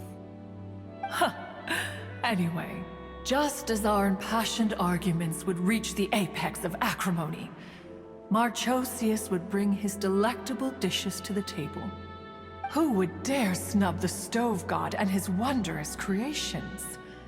At the sight of him, we would all immediately drop the argument and prepare the table for a night of feasting and drinking. Back then, One was always bothered by how the cups Rex Lapis brought were always too square for one's taste. Can you see yourselves ever enjoying a drink from a square cup? Precisely. So, as you can see, even one as great as Rex Lapis was not immune to making the occasional blunder. Even One could never find fault with Marchosius's cooking. As we ate, Guizhong would continue to find topics for conversation, filling the table with humor and laughter. Each of those old fossils had their character flaws and points of obstinacy. So why was it that whenever we dined together, we always had a marvelous time? We would drink together from a spot high in the mountains, until the moon set and the sun rose, and only then would the banquet finally come to an end. Streetwood Rambler would often remain to admire the flowers with Guizhong before returning to her own abode. The glaze lilies were far more abundant back then. Entire fields of them would appear to the eye as a veritable sea of flowers. Streetward Rambler?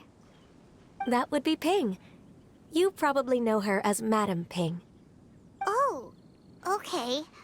Wait, this is a lovely story and everything, but didn't we come here to find that Adeptus from Mr. Dvorak's story? Or are you saying that it was Guizhong? Didn't she, already, Alas, long has one avoided this place for precisely that reason. The sights here are a reminder of a time long gone, and evoke much sorrow. One should have guessed that you would disrupt one's poignant moment of mourning with your incessant questioning. No matter, one will share the whole story with you now. In times gone by, one quarreled oft with Guizhong concerning mechanical principles. We each had our ideals, and neither would yield. Under the pretext of a social gathering, one invited the impartial Rex Lapis to judge the quality of our creations. But Rex Lapis declared that Guizhong's Obscuro Vulpus mechanism was superior. Though one was too proud to acknowledge it, in one's heart, one knew that Guizhong was indeed the superior talent in the mechanical arts. As for the story between Guizhong and Streetward Rambler, that begins with a certain bell. In Guizhong's opinion, while mechanisms were no substitute for human composers, they were yet capable of producing simple but fine melodies. But Streetward Rambler believed music to be an expression of the soul, an emotional enterprise that could never hope to be replicated by machinery. They argued endlessly, until one asked Rex Lapis to intercede. He confiscated the bell and designated it for ceremonial use.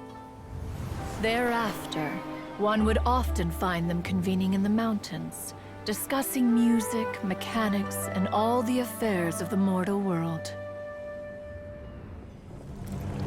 But these good times were not to last.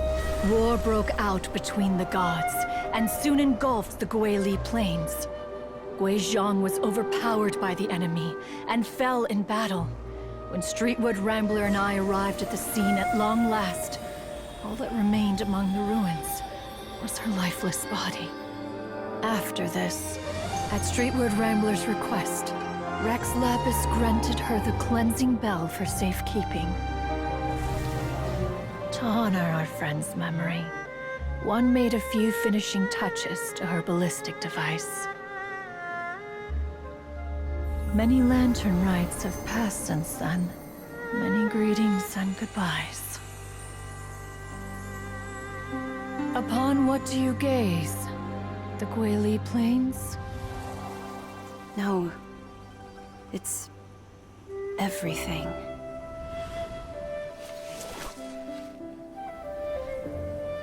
We think of human life as like a lantern that's lit one minute and extinguished the next. But are we Adepti so different? Perhaps as dust settles after a storm, we too must one day return to the world below.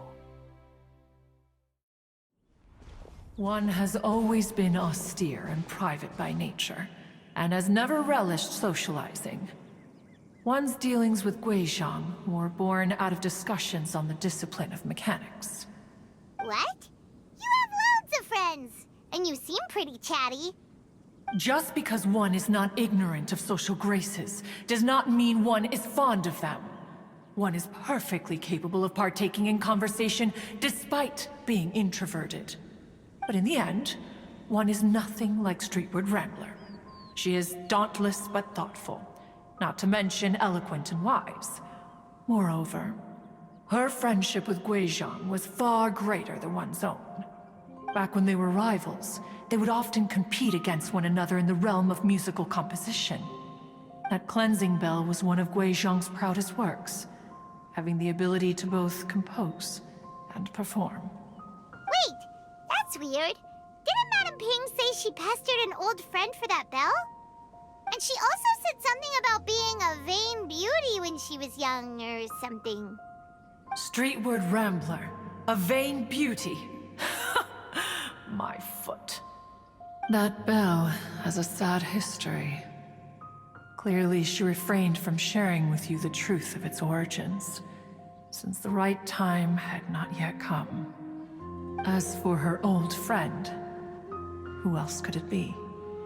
As soon as Streetward Rambler heard that a certain Zhang Li wished to borrow the bell, she realized that the man was none other than Rex Lapis, and that he had made an enormous decision.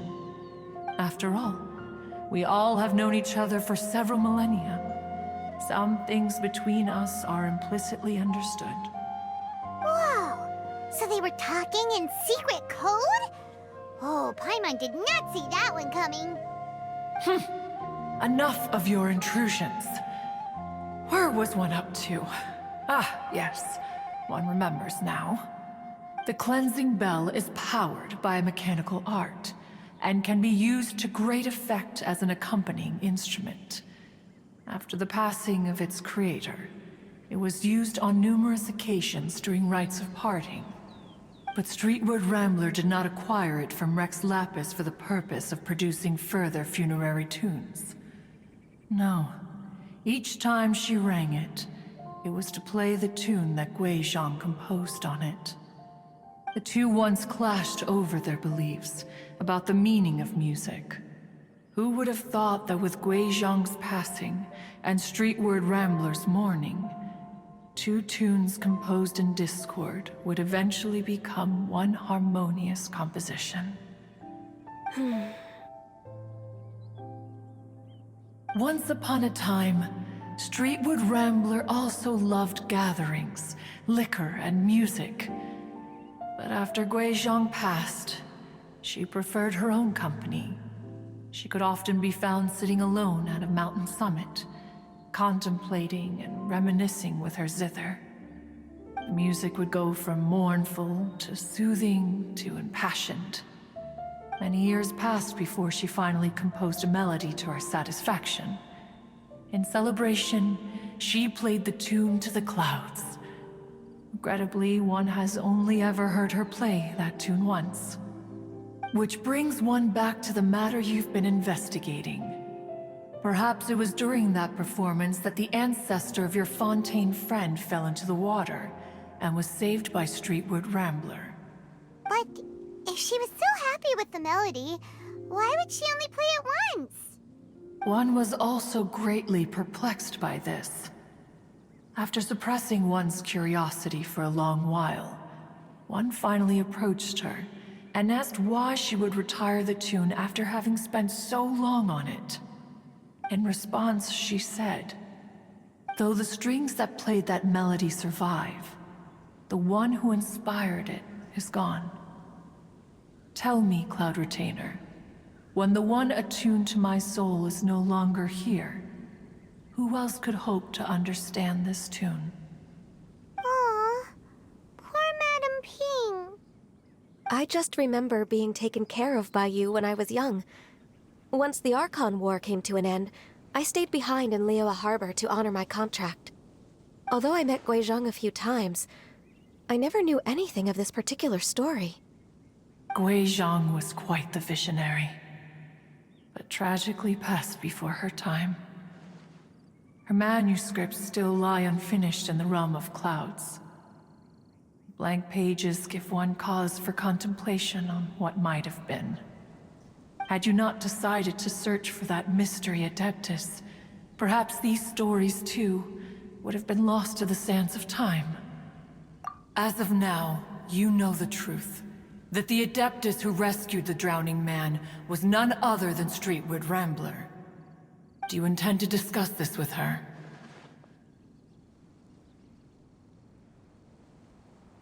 Do you mean Ping might find the topic too distressing? Precisely. The passing of our old friend is a heavy topic that both of us are usually careful to avoid. If I may be so bold, Cloud Retainer, could it be that this is just your own personal opinion?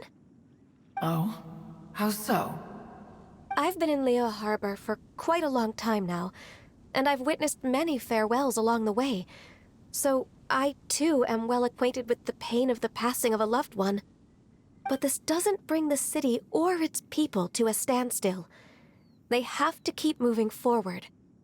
Someone as perceptive and wise as Ping will surely have come to understand and embrace this. Though these immortal mountains have lost an Adeptus, the harbor of mortals has gained a wise elder. No loss can ever be undone, but there is always much that can still be gained. Ping has helped countless people, and will guide many others in the years to come. And all to whom she extends a helping hand become her friends. People she can admire flowers and discuss music with. Though it is heartbreaking to lose a kindred spirit, life goes on, because there are new friends waiting for you further down the road. We even asked Madame Ping what she thought about adding a music festival to this year's Lantern Rite. Oh, when we get back, why don't we just ask her if she'd like to perform? Maybe we can even get her up on stage. You youngsters and your imaginations. Why don't you come with us? It's been a long time since you last spoke with Ping, and Liyue Harbor is always decorated so beautifully during the festival period. Is not every Lantern Rite the same in this regard? Were there ever anything new to discuss? One in Ping could meet any day of the year. I disagree. Each new day and each new year is different from those that have come before. How long will you simply let them pass you by? The edibles she brought this time were indeed quite delectable. Very well. Then one will be off. If the other old fossils have sneaked away into the city to amuse themselves, one shall soon find out. All right. We should be getting back to the harbor as well. We don't want to keep her waiting. Once the Guili Assembly, now the Guili Plains.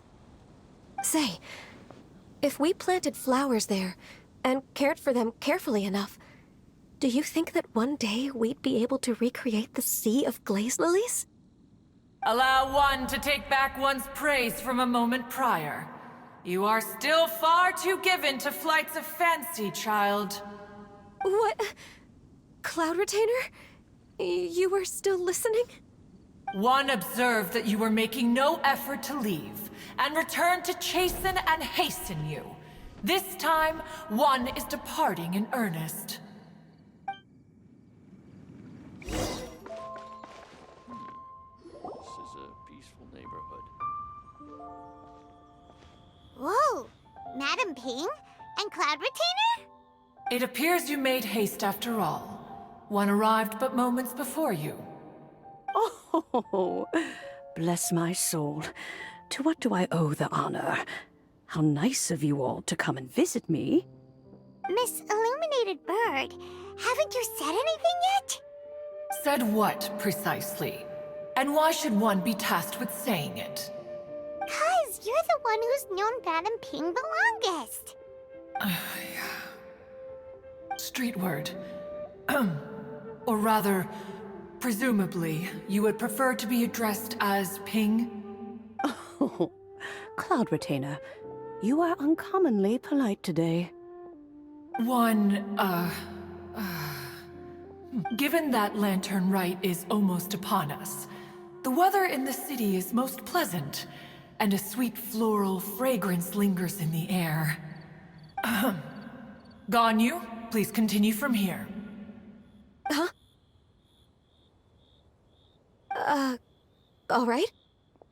So, this all started because we were trying to help Mr. Dvorak find the Adeptus who saved his ancestor's life.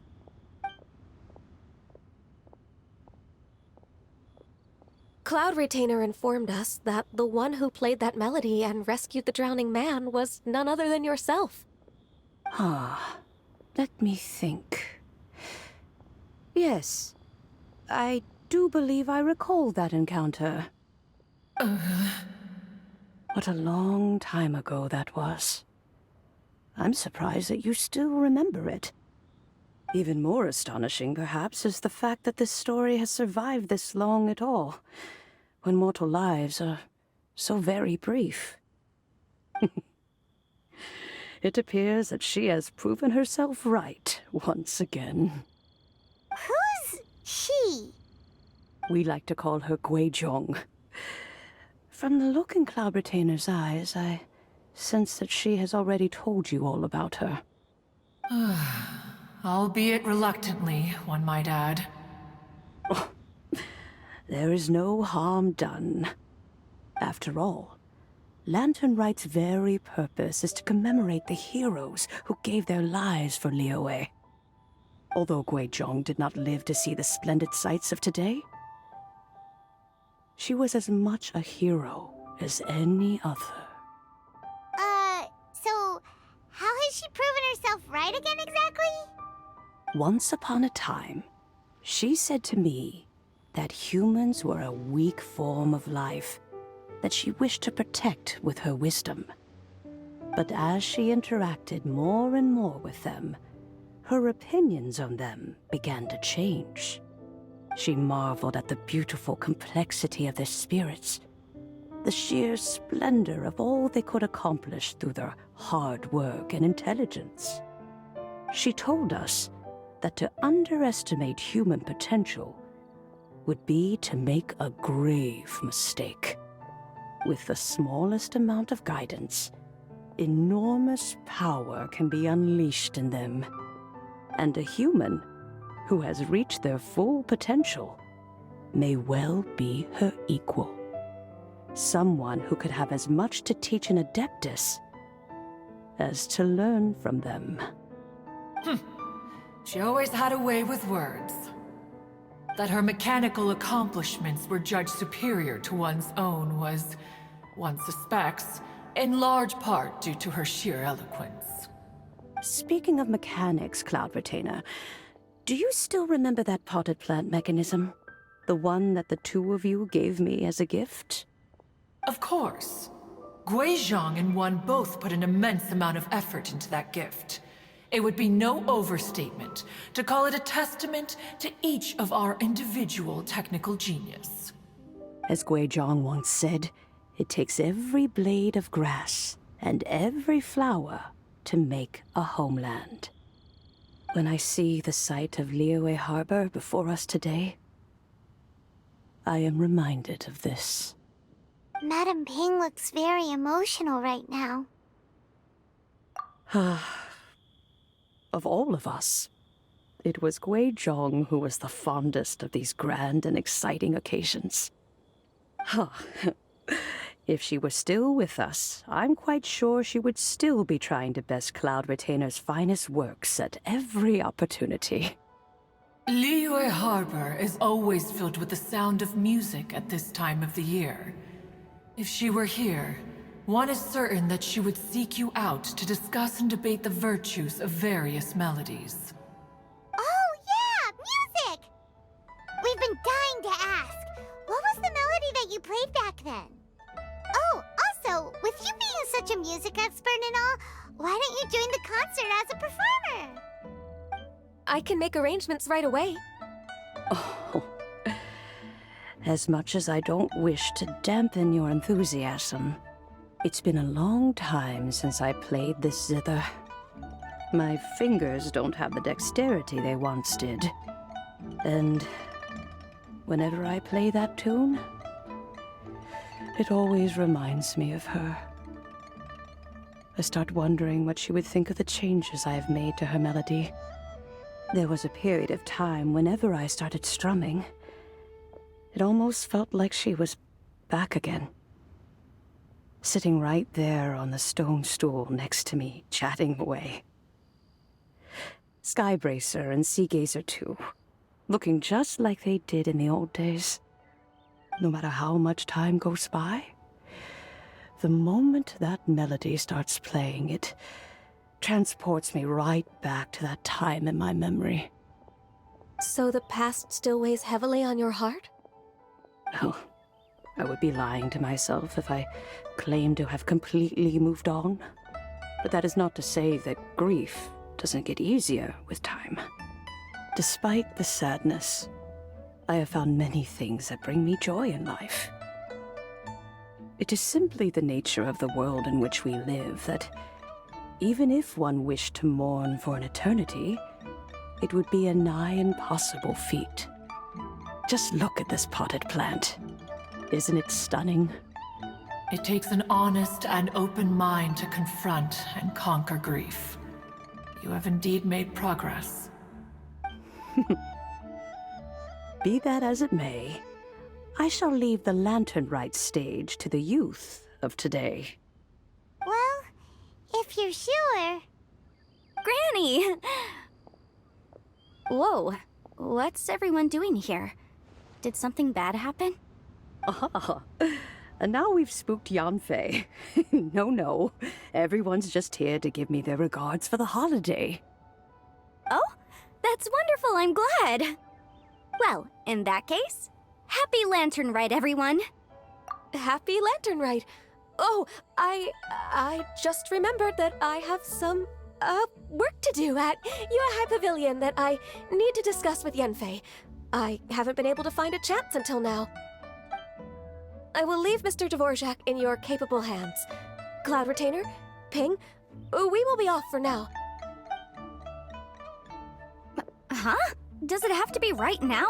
Which case is this again? Hey, Ganyu! It seems Ganyu still has much to learn when it comes to the art of deception. What a pity. She has learned nothing of one's ability to carry a conversation. Since it's been so long, Cloud Retainer, why don't you stay? I'll make a cup of tea and we can chat a while. Gladly. This was one's intention as well. When you next see the Fontaine musician, please give him my regards. I'd like to wish him the very best with the concert. You got it, Madam Ping. Thank you all. I think you've listened to enough of my nattering for one day. As for that melody, I will play it for you all another time. Goodness knows I need to practice it first. Wow, that'd be great! We'll look forward to it. When that time comes, wherever her spirit may be among the countless grains of sand and specks of dust between the harbor and the mountains, perhaps she will look at the Liyue of today and steal a smile when she sees the prosperous land that it has become. All right, let's go tell Mr. Dvorak the news. Ping, what say you to convening more often in the future? That would be quite wonderful. But I must say, after all this time, I've grown quite accustomed to the harbor. When we are to meet, I shall have to trouble you to make the journey to the city. You sound just like Shenhe. The child is constantly telling one all sorts of stories from the city, as if one was partial to them. Have you ever considered moving to the city, Cloud Retainer? There are plenty of people here to talk to. I think you would find it quite the antidote to the monotony of solitude. And if you looked around, I suspect you would find some young minds with an interest in the mechanical arts. Some of them even worth training. We shall see.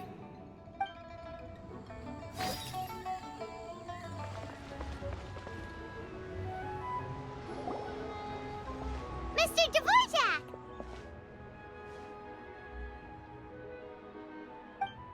Ah, and Kuchin's here too! Thanks for helping set all of this up. Welcome back. Did everything go well? Really, really well. We found the person Mr. Dvorak was looking for. Are you serious?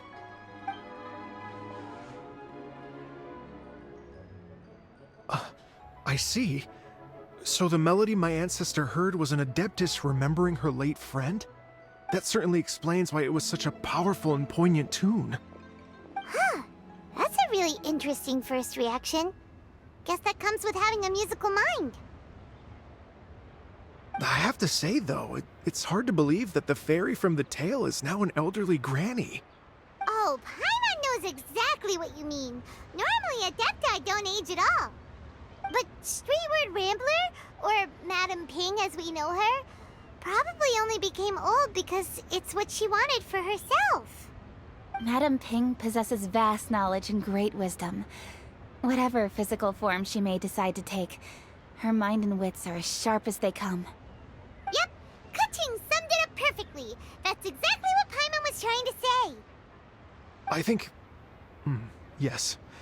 I must thank her in person. That can wait until after the concert, though.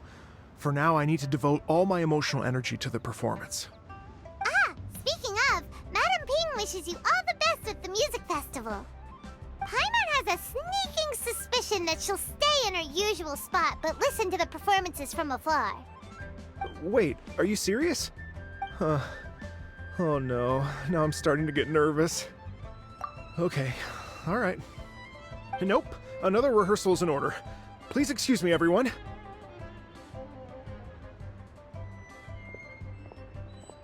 Mr. Dvorak? He's already gone. Paimon wasn't even finished telling him everything.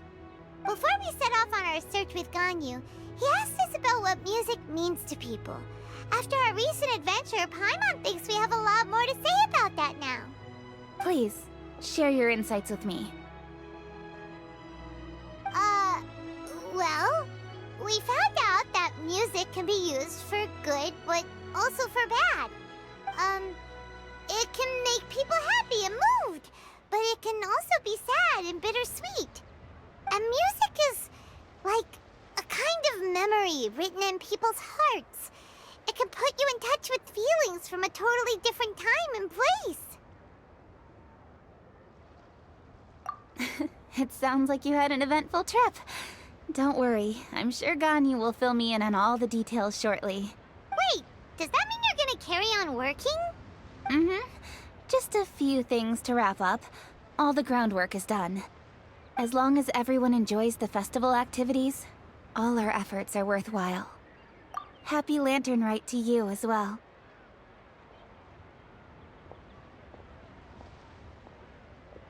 Whew.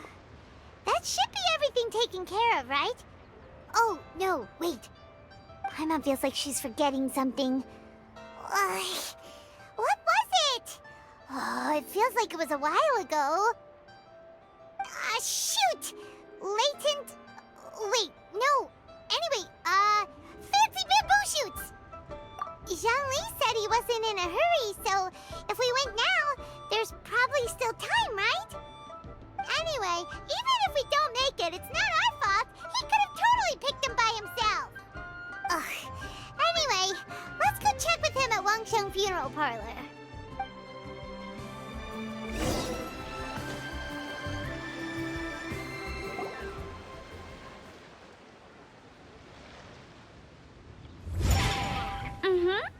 Da da da da da da da da da da da. Oh. All right, let's take a break here. Oh wow, look who it is! Are you here to hang out with everyone's favorite funeral director? So you're just casually practicing your rapping skills at the entrance to your funeral parlor? In broad daylight? Okay. After everything we've been through, you don't see me for a hot minute, and you're back to being scared of your own shadow. We have all this open space, a clear view of the mountains behind and the sea in front. Not to mention we have several invisible audience members enthusiastically cheering us on. It's the perfect spot to rehearse. Invisible audience members? Gotta say, it took me a few days to get used to Director Who's way of talking. Xinyan was pretty spooked too when she first got here. Just like when she sees a frog, but a giant frog with sharp teeth. Come on, knock it off. What's wrong? I've never seen someone look so confused before. Well, don't worry, because Director Who's here to explain it all. There once was a Fontaine musician who went around town on a mission. He came door to door for his iridescence tour, looking for acts to audition. With my words, Shinyan's chords, and Yunjin as our mentor, we'll take the stage by storm with flames roaring and the whole audience calling for more. For sure! The whole dance floor will be yelling encore! Encore! Oh, now Paimon's rhyming along. But when you say flames roaring, are you sure this'll be safe? No, don't you worry about that. I'm pretty experienced on the stage, and I've already informed the Yuhong of all the pyrotechnics we're planning on using. Huh. Guess we'll just have to trust Xinyan on this one. Oh, Zhongli. He took one of those fancy meal boxes and set off for the mountains. Said he wanted to pay a visit to some old friends. It's a real pity that he couldn't be around for this. As well as being a true connoisseur of traditional art forms, he's able to appreciate Xinyan's performances too. Yeah, that's right. Matter of fact, he was the one who first invited me to perform here. To tell the truth, though, I never thought I'd really find myself rehearsing here one day. Well, now you know. The Wangsheng Funeral Parlor is a great location. All of you are always welcome to come and hang out here, especially if you're in the mood to try something new. I can speak to that. Hu Tao is always full of fun surprises. And jump scares. Actually, Xinyan, I have some lyric ideas for your part. Do you want to go through them together? Oh, sure thing. I'm all ears. Oh, Traveler and Paimon, I believe Zhongli was heading to Mount Hulao, so make sure you're hiking up the right hill. When you see Zhongli, please pass on this message to him. It's up to him whether he wants to support us at the performance tonight, but I expect him to make time for the upcoming banquet we're planning. No excuses. You should join us too. It'll be a riot. If there's one thing I've learned from being a funeral director, it's how to throw a party. Okay, everyone. I think that's a long enough break. Let's take it from the top, shall we? Ugh, Miss Eunice, such a strict mentor. These breaks aren't even long enough to have a sip of tea. Well, you were desperate to get involved, and this is what it takes. If I gave you half the chance, you'd be sipping tea till nightfall. Hey, how about I treat us all to some late-night snacks once we're done? Hu Tao, what you craving? How about some stir-fried filet with a side of crab roe tofu?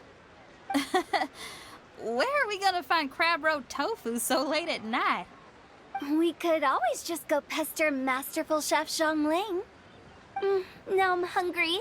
All right, let's knock this out and then go grab some food.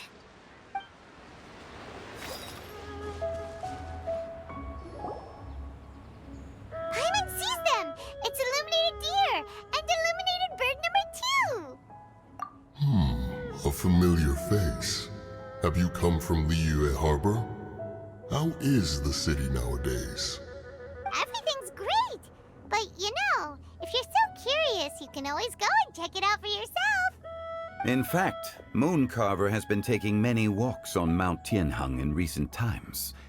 I believe the sights of the city are quite familiar to him.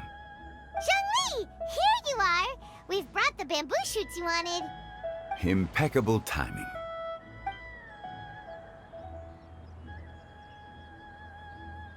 Traditionally, bamboo shoot soup ought to be slow-cooked for many hours on low heat. Using Adeptus arts to hasten the process is something of a shortcut. Wait, that mechanism, is that? Indeed. Cloud Retainer kindly lent me her supreme cuisine machine. Can we not just call it a cooking machine? Actually, never mind. She seems to take a lot of pride in her mechanical gizmos, so it's probably best if Paimon doesn't go changing the name willy-nilly. I trust that you found the answers you were seeking during your recent journey? Excellent. The past should be remembered, but not overly dwelt upon. Our journey should be seen as a means to take on more from the world around us. When the bamboo shoot soup is ready, I must insist that you try some for yourself. Oh, Zhongli! Huta told us to tell you something. She said, it's up to him whether he wants to support us at the performance tonight, but I expect him to make time for the upcoming banquet we're planning. No excuses! When she says performance, she must mean the Lantern Rite Music Festival. As for the banquet, she didn't tell us anything more about that, but she invited us to come as well. As you can see, I have a prior engagement with 2 Adepti friends of mine tonight. Please, give Director Hu my best wishes for the performance. As for the banquet, since the Director insists, far be it from a mere consultant like myself to refuse. Yay! Then we'll see you there? Absolutely. Rex Lapis, the bamboo shoot soup is ready. Thank you. I will examine it right away. The appearance is exquisite, and the aroma rich and intense. The craftsmanship of this machine is commendable indeed. Since you came all this way, you should not leave empty-handed.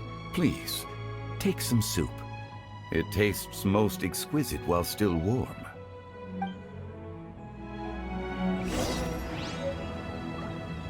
I intend to reminisce with my old friends for a while longer.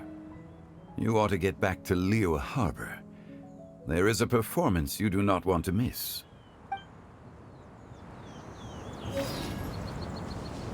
Had one known that Cloud Retainer was in possession of such eminently useful devices, one would have sought to borrow one from her long ago. And yet, since you share my lack of enthusiasm for mechanisms and fine dining, it would have become a mere decorative ornament in your abode. Not so. Had one had such a device to make up for one's lack of culinary prowess, Shenhe would not have had to rely on flowers and herbs alone for sustenance, while under one's care. In that case, shall we rendezvous with Cloud Retainer one day soon, and request to borrow one more Supreme Cuisine machine? A fine idea. A fine idea indeed.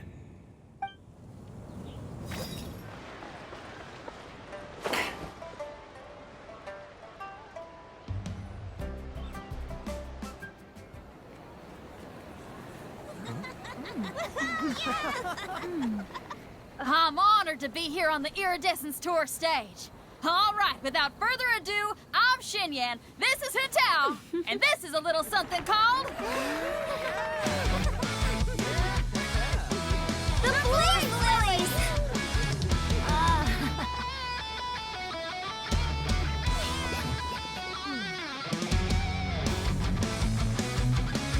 I'm up here blazing trails through the midnight sky, lighting up the world below. And when the crowds all hear my voice, they'll meet the spirit of rock and roll. Let's go! Hey, you butterfly, you too buzzing by, guiding your way to the afterlife, opening the path without a fright. Oh, I'll light the fire, watch it blaze across the universe. I'll spit my rhymes, watch your step, or you'll get burned. Hey, woo!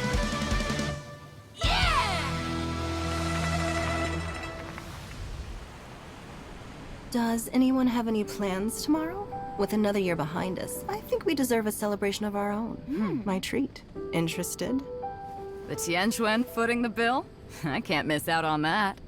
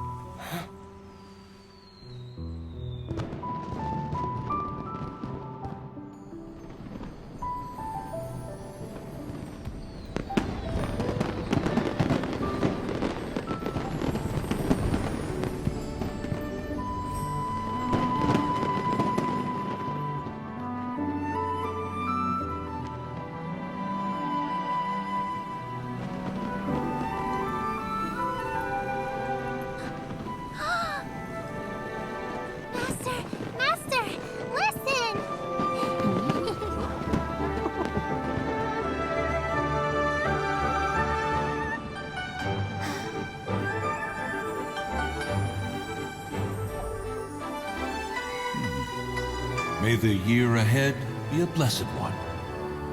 I believe it shall be.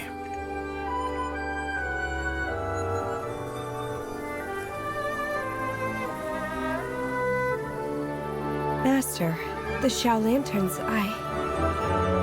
Ha! Elementary. One shall fashion for you a Xiao lantern the likes of which the world has never seen. And you must take it to Liyue Harbor to display its magnificence for all.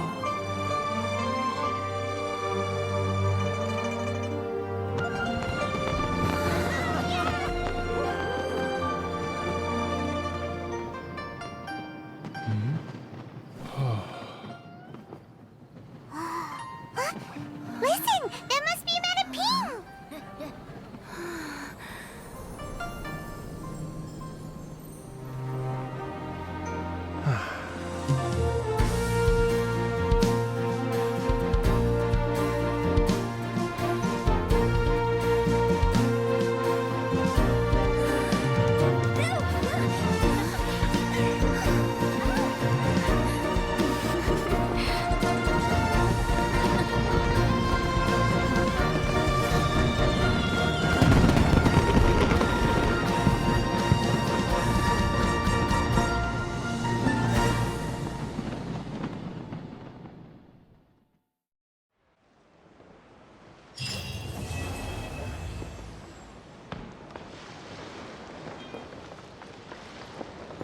Okay, now I need to get a move on and write my next song. Listen to you. You only just fulfilled one lifetime dream. Are you really thinking about your next goal already? Don't try to tell me you ain't the same way. I bet you've already thought up a name for your next opera, haven't you? You know me too well, Xinyan. The Adeptus-Seeking Voyage. How does that sound? Oh, man! Yeah, I can already picture it. I've also got just the finishing line for it. I'll close with, "And the celestial melody echoed through the clouds forevermore."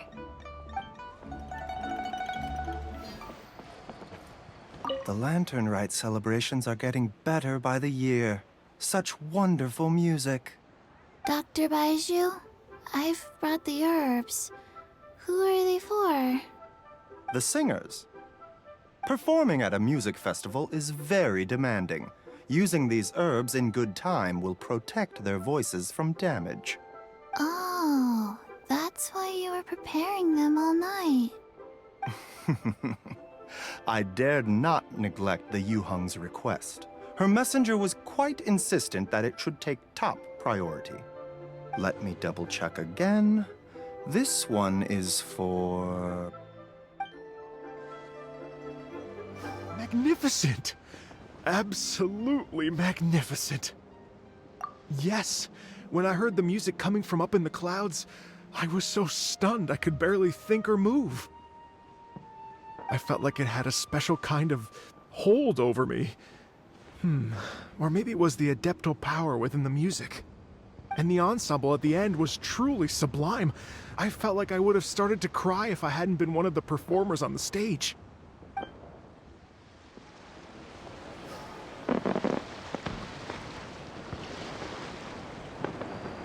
Magnificent! Absolutely magnificent. Well, Lady Ningguang, the Tianquan of the Liyue Qixing, has invited me to visit her again at Yujing Terrace to discuss a long-term collaboration plan. I do hope everything goes well and that we have more opportunities to collaborate in the future. The next time we have another performance, you'll have to come. I will save the best seat for you. Magnificent! I've already given her my thanks in person. This is what she said. It is only natural to lend a hand when we see someone in distress. The wonderful music you brought to Liyue is worth far more than gratitude. Truly, I felt so honored. But I've also made a decision for myself. I will strive to create even more wonderful, original music for this era. Our era.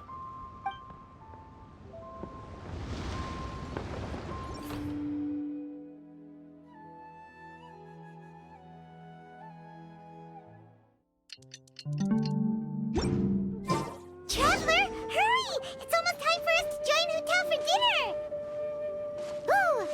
be meeting at Enigmatic Kiosk. It's the place with a really long wait list. As expected of the parlor director, always so generous. Come on, let's go!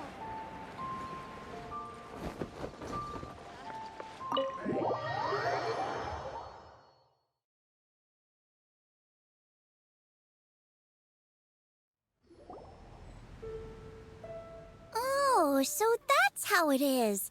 Thanks for the suggestions, Mr. Zhongli. I have them all noted down. I've long heard that your knowledge encompasses all things old and new, Mr. Zhongli, but I never knew that you were well versed in the art of cooking, too. It is truly an honor to make your acquaintance. No need for formalities. I too feel humbled to be in the company of such talented young people. There are many things I could learn from you. Oh, you flatter us.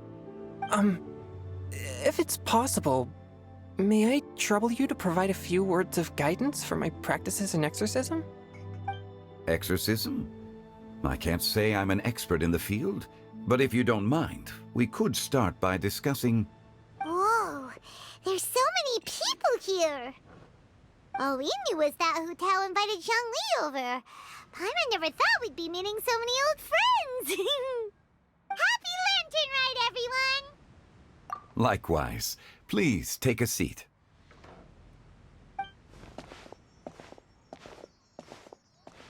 Happy Lantern Rite! Are you having fun? Me too. I've seen Xinyan perform before, but this is the first time I've watched something like this. I heard that the audience loved it too, and she's been receiving quite a lot of performance invitations lately. She's more busy than ever, and Yoonjin's gonna help her. Yep, and they asked us to pass on their season's greetings to everyone.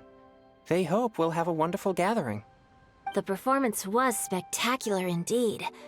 However, it gave Xiangling a huge burst of inspiration, which in turn gave us a bit of a headache. Us? Did Xiangling ask you to try out her dishes too? That, my friend, is beside the point. Watching you eat was enough for me. Come to think of it, I probably shouldn't have burdened Chongyun with eating my share too. Hold on, Xiangling came up with a new recipe? Let Paimon try! See? Someone here knows how to encourage people. Thanks, Paimon. Oh, and I have to thank Mr. Zhongli, too. He gave me lots of useful pointers that really drove it home for me. Oh, so that's what you were talking about before we arrived. Yes. Since we'll be dining together, the topic of our conversation naturally revolved around cooking. Xiangling's ideas are truly unconventional. Her choices in both ingredients and spices are comparable to a melody dancing on the tongue. My suggestions were nothing more than the icing on the cake. Oh, the two of you always deliver. Now I'm getting embarrassed. Anyway, I'll get everyone to have a taste after I've adjusted the recipe based on Mr. Zhongli's advice. That sounds like it might become a little safer to eat. How about I sample the dishes next time? Speaking of eating, Paimon feels like we're missing someone. Oh, Huta was the one who invited us, but she's not here. And where's Guoba? Oh, Guoba volunteered to help Dad at the restaurant. You know, lots of people come over to eat during Lantern Rite. Without Guoba helping out, I probably wouldn't have had the time to accept Hu Tao's invitation. As for Hu Tao... The director went to collect a guest. She asked me to stay here and host you for the time being. Seems like it's almost time. Huh? Hu Tao went to fetch someone in person? Oh, that must mean they are super important. Could it be... Kuching? Ningguang? Or Captain Beto? She didn't clarify. And as her subordinate, I couldn't just pry into the details, could I? Ta-da! We're here! Oh, we're not late to the party, right? Right? Good thing the Conqueror of Demons and I are both as swift as the wind. And whoosh, we made it just in time. Oh, I see. So the important guest is the conqueror of demons. I've been looking forward to meeting you. The director didn't mention anything when she invited us. What a pleasant surprise. Gathered here with us tonight are not only young and accomplished individuals, but also the protector of Leo's peace, Adeptus Alatus. To convene here with all of you is indeed a great honor.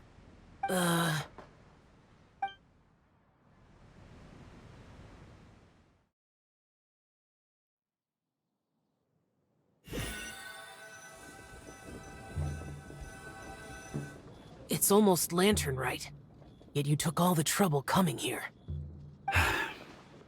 The director has a way of making it difficult to decline. Rex Lapis, may I ask what troubles you? The director asked me to buy sesame oil in preparation for the celebrations. Huh. Then why would you come all the way to Wangshu Inn? I had a pleasant chat with Chef Yin Chao and received some spices from him. And, see? Here's some matsutake and a portion of ham. What about the sesame oil? It's a shame. I couldn't find the kind the director was looking for.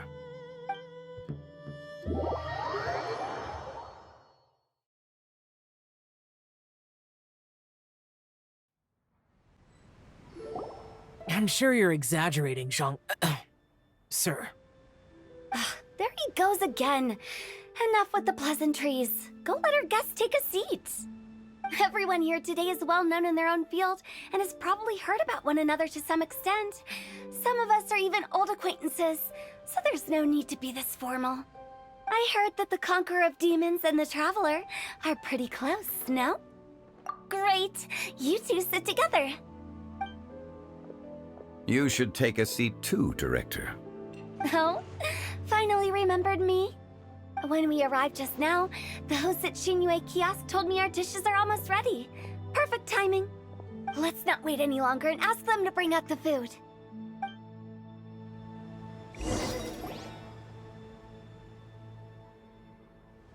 Paimon would have never guessed the person who Tao went to fetch was Xiao.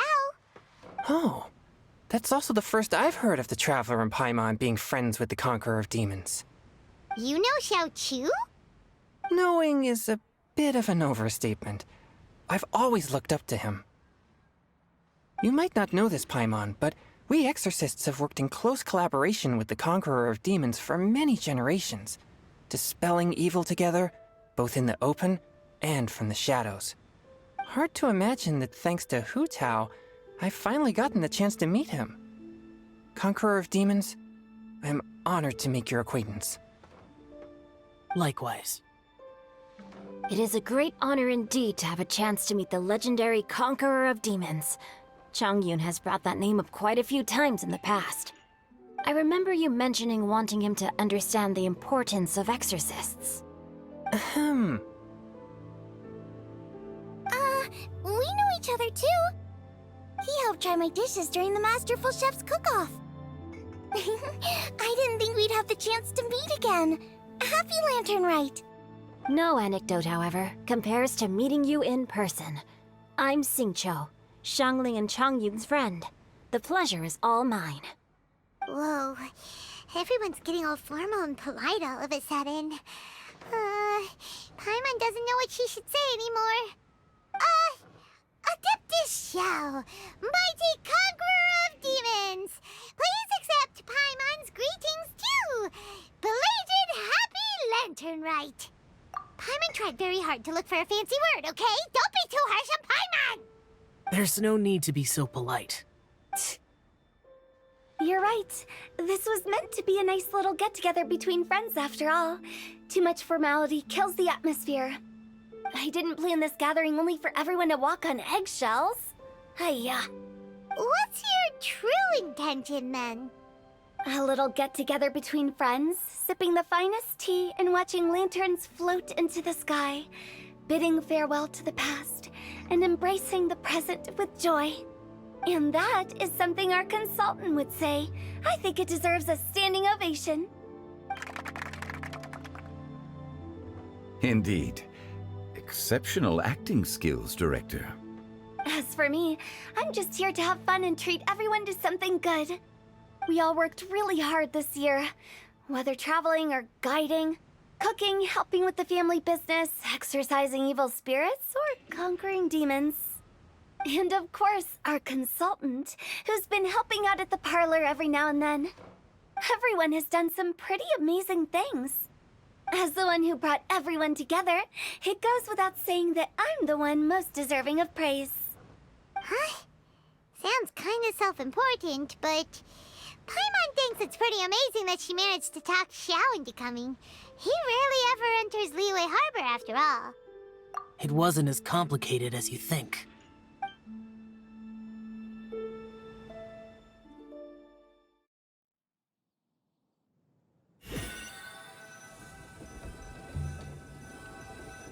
Okay, gotcha. Thanks, boss lady. It's not boss lady, just boss. And there she goes. What a lively girl. Conqueror of demons, Adepta Xiao. Guardian of Wangshu Inn, hero of Dihua Marsh. I know you're there. Quiet. Do not disturb the peace. Sorry, but you wouldn't show up if I didn't yell your name, would you? I know you. You're the 77th director of Wangsheng Funeral Parlor. Is there something you need?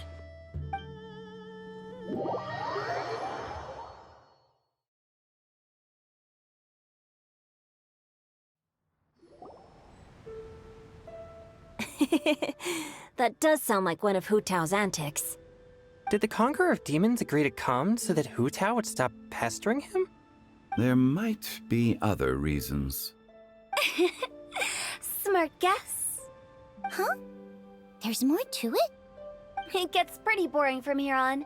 I talked about the funeral parlor's past relationships with the guardian yakshas. You know, just to be sociable. In the time of the Archon War, disputes were frequent, and disaster overtook the land. Humans couldn't escape from the torment of the plague, nor could they escape death. The Adepti vanquished the demons, the Millelith fought valiantly, and Wangsheng Funeral Parlor was responsible for purifying the diseased and sending off the spirits of the dead. That is how the border between life and death was maintained during the war.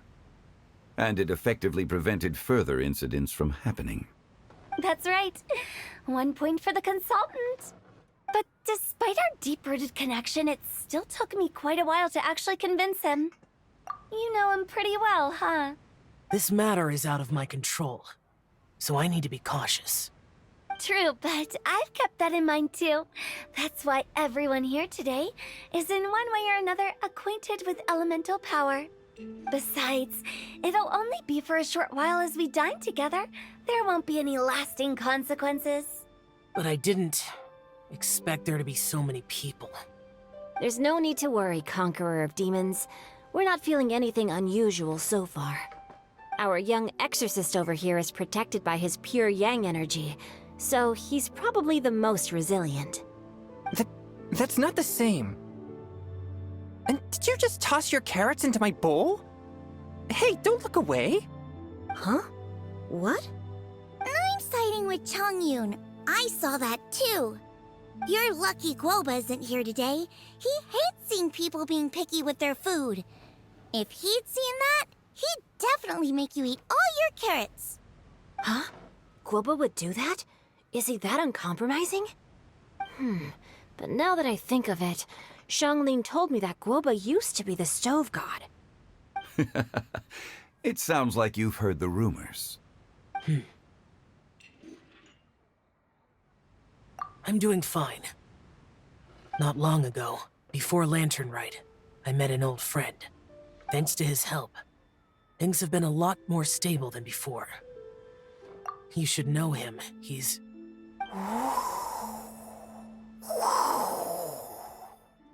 Seeds of story, brought by the wind. And cultivated by time. Did Paimon just unconsciously complete that saying? That voice. Could it be? if I'm not mistaken, there's someone knocking at the door. Don't just sit there, Zhongli.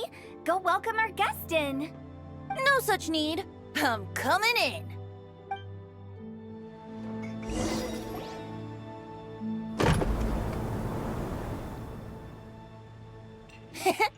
You finally let me in. Hello, hello. No matter if we've met before or not, this moment marks a brand new encounter. Old friends and new. Happy Lantern Rite.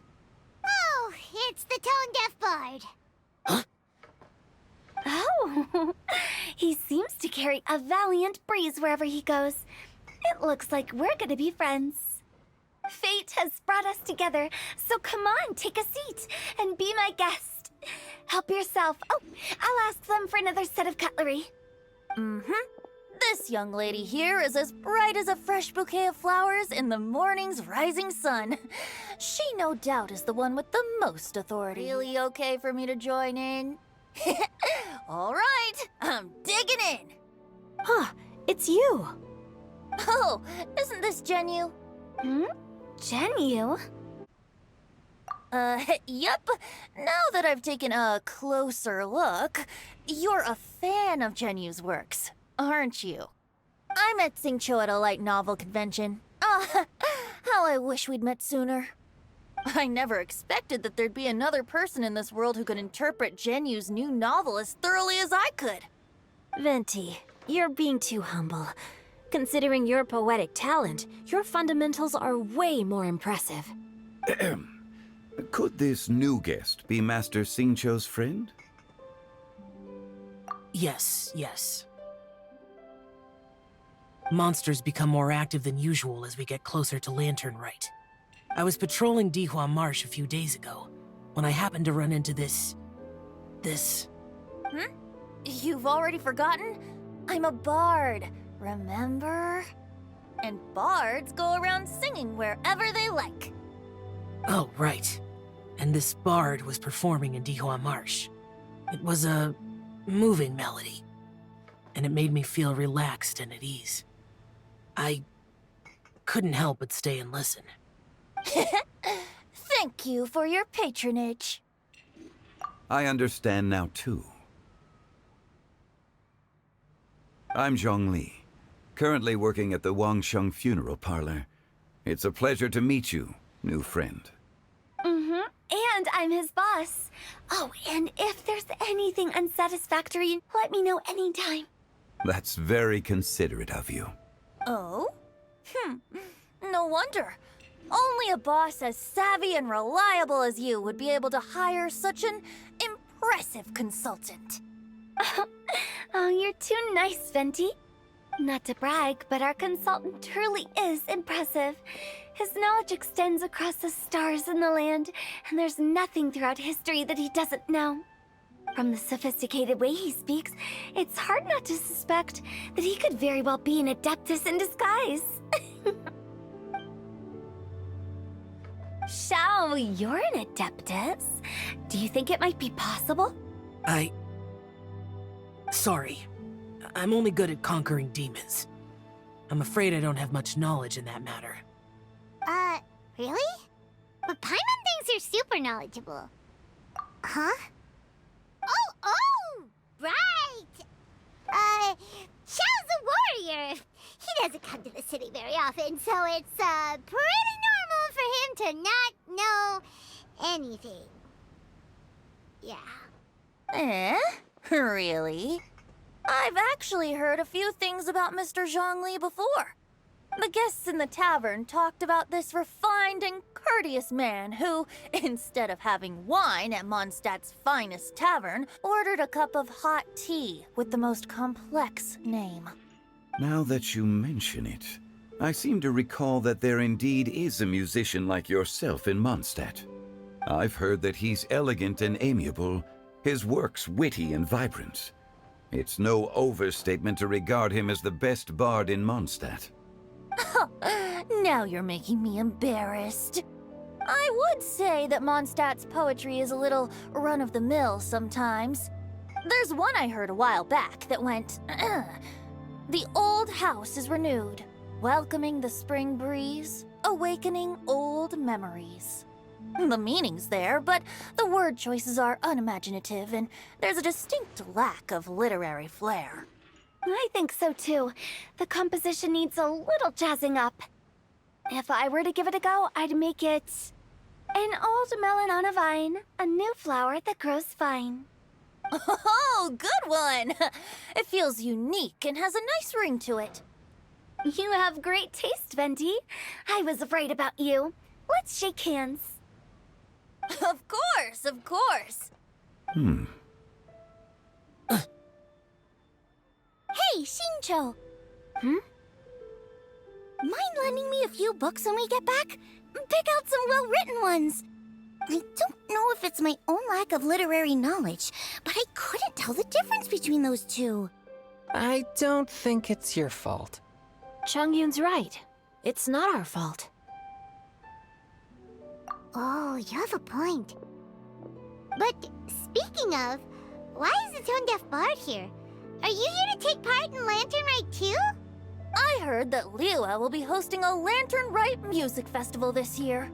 As a musician myself, how could I possibly resist the temptation to come take a look? Or listen. Getting to know other musical styles is essential to sparking inspiration, don't you think? As for the Fontaine friend who hosted the festival, I saw him near Stone Gate the other day. The Iridescence tour has finally been held successfully for once, so I had to congratulate him. Don't think anything of it.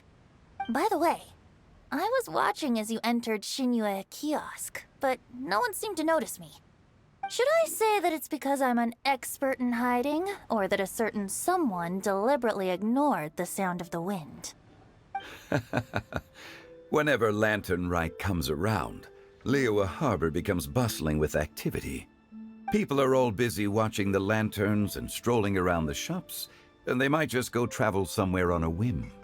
It is rather difficult to predict another's whereabouts. The festival is in full swing and proceeding smoothly, and we're all gathered here with friends, new and old. This is no doubt a wonderful occasion worth celebrating. To come together with all of you at the beginning of the year, one can't help but be filled with joy. In a moment like this, I propose we raise a glass together. In my case, tea in lieu of wine. Very well said, Mr. Zhongli. That was exactly what I wanted to say. Now I'm getting a little self-conscious. I didn't cause you too much trouble barging in like that, did I? We usually drink wine during occasions like this over in Mondstadt, but since Mr. Zhongli insists on drinking tea, I'll give a toast with tea too. Everyone, thanks for the treat. You're welcome. As the host of this gathering, I hope everyone enjoys the food and drinks. May this year be better than the last. Considering that everyone may have other matters to attend to later, sticking to tea seems like a good idea. All of a sudden, they started proposing toasts. Should we? What's with the urgency? Sure. Have you two finished eating? It's always nice to have a breath of fresh air after a meal. Helps with digestion. Paimon will come too. Yeah? Okay then. Don't forget to come back.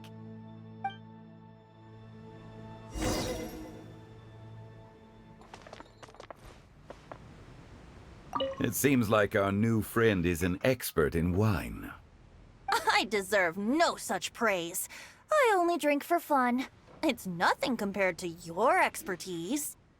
I'm glad we're only having tea today. What if I got drunk and said something nonsensical? I'd surely become an object of ridicule to someone I've just met. No such thing. I wouldn't dare disrespect the director's guest. You're not allowed to leave Paimon here alone. To be honest, Paimon's worried about saying the wrong thing.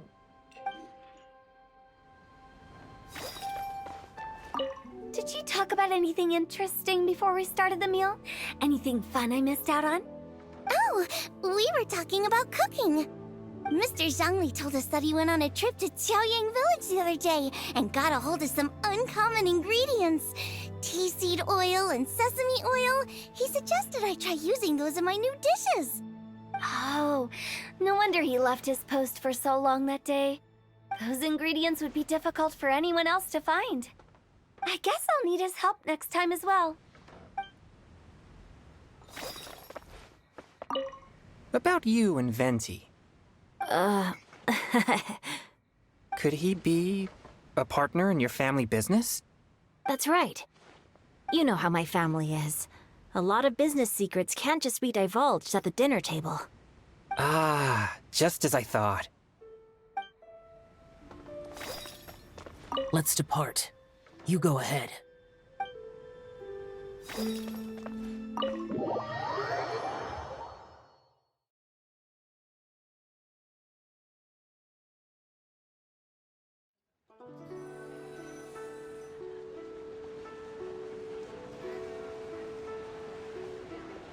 Are you all right?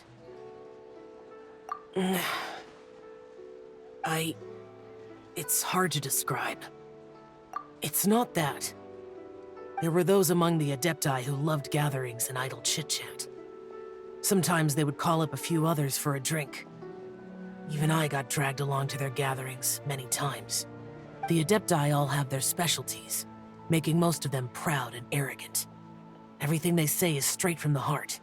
It never gets too complicated. But this time... No. I didn't mean that. So you know his true identity. I'll get straight to the point then. The Animo Archon is a free spirit, and his temperament is as carefree as the music he plays on the flute. It's easy for a god like him to live in harmony with humans, and that's something I might never be able to do. That does sound like something you would say. No matter. I know my circumstances.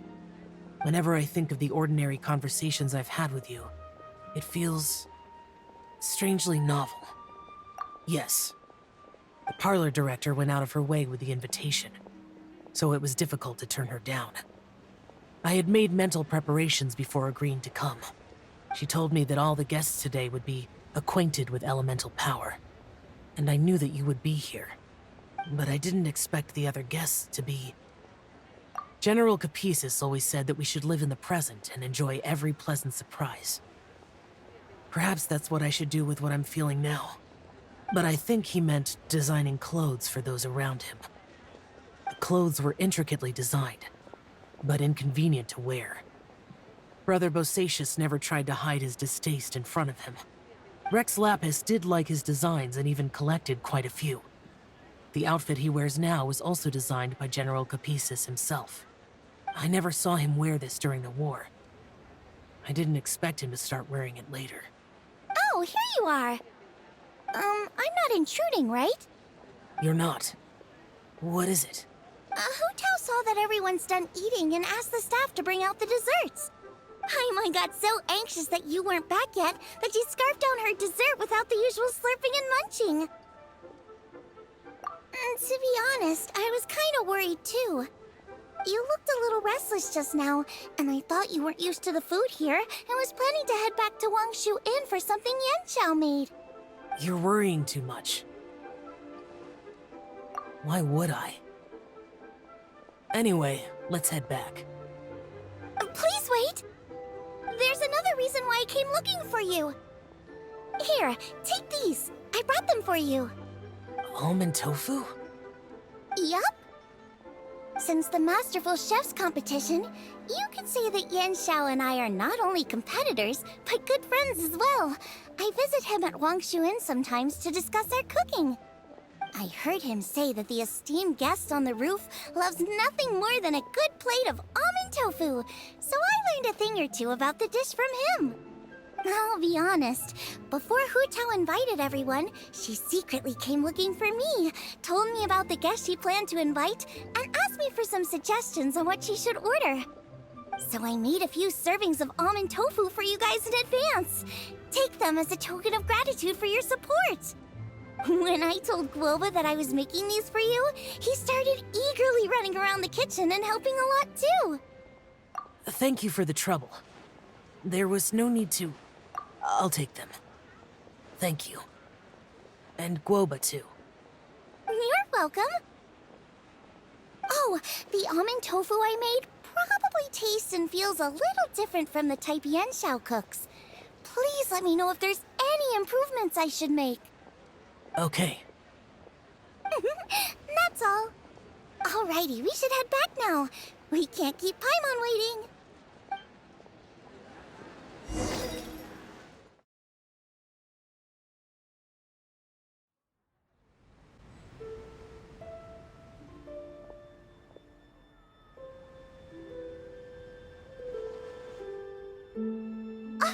You're finally done whispering secrets to each other? So much for promising Paimon you'll be back soon. How could you say that to Paimon?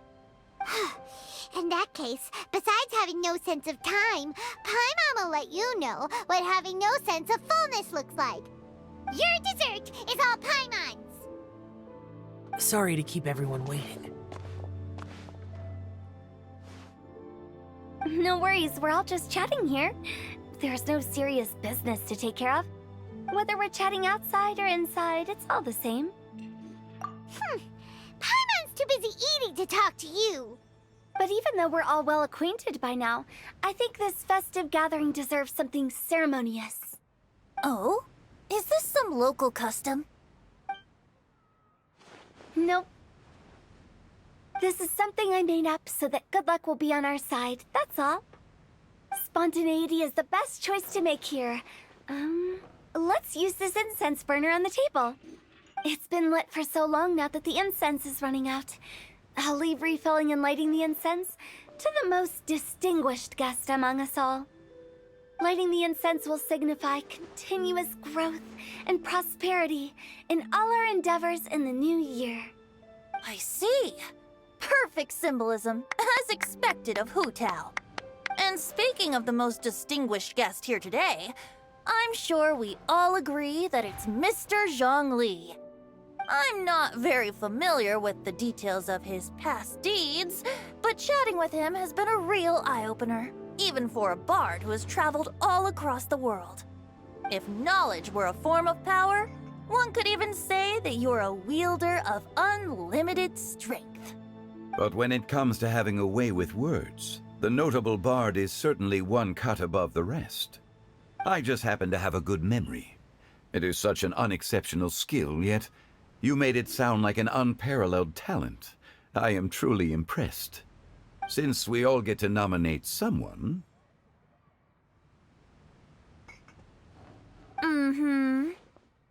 I think it's only fair that we let the parlor director light the incense. Huh? That won't do. Don't flatter me just because I'm your boss. We are looking for the most distinguished guest here. As the host, I shouldn't be involved in this discussion at all. Now that we've enjoyed this table full of delicacies, how about we let our one and only chef here do the honors? Is this really the way this works?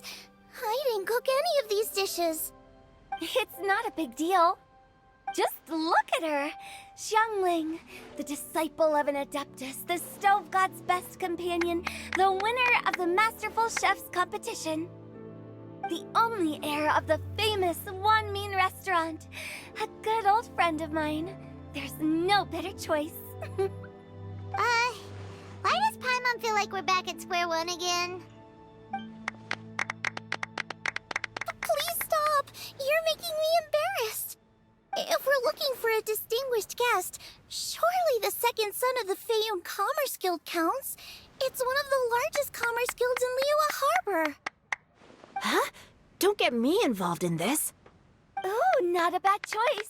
With the Commerce Guild's young master lighting the incense, we're all sure to make a huge sum of mora in the new year. That's not how it works. Making a fortune is indeed a fine wish, but it's of lesser importance than good health and happiness. Which means we should choose Chongyun, the skilled exorcist who keeps everyone's home safe from evil spirits. Huh? now you're nominating me? I can't be the one when we have the Conqueror of Demons right here. Adeptus Shao has the most seniority among everyone here today. We should... I refuse. I am most certainly not the most distinguished guest here. You should all be able to make the right judgment based on your observations. One person here is well acquainted with everyone else.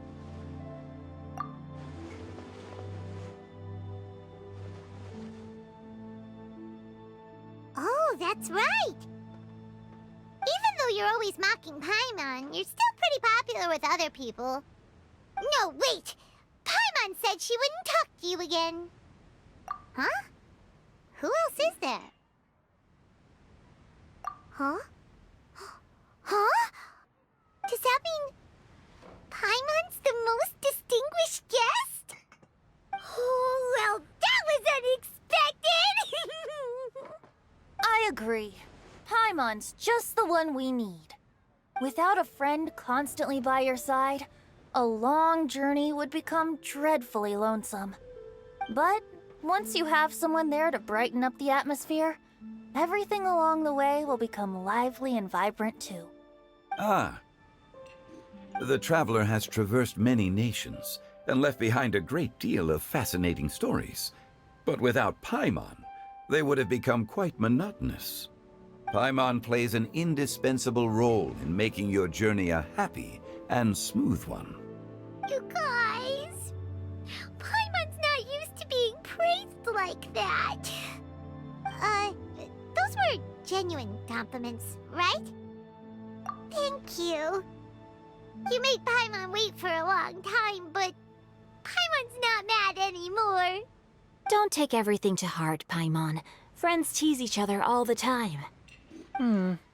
That is indeed true. That means Paimon is as important to the Traveler as Guoba is to me. Looks like we've come to an agreement. Any objections before we proceed? I trust the Traveler's judgment. Then Paimon it is. And now, the world's most excellent Traveler's greatest companion, guide, and friend, Paimon, will be refilling and lighting the incense for us. Here you go. Take the match, and don't burn yourself. But if things go really wrong, here's the 2-for-1 coupon.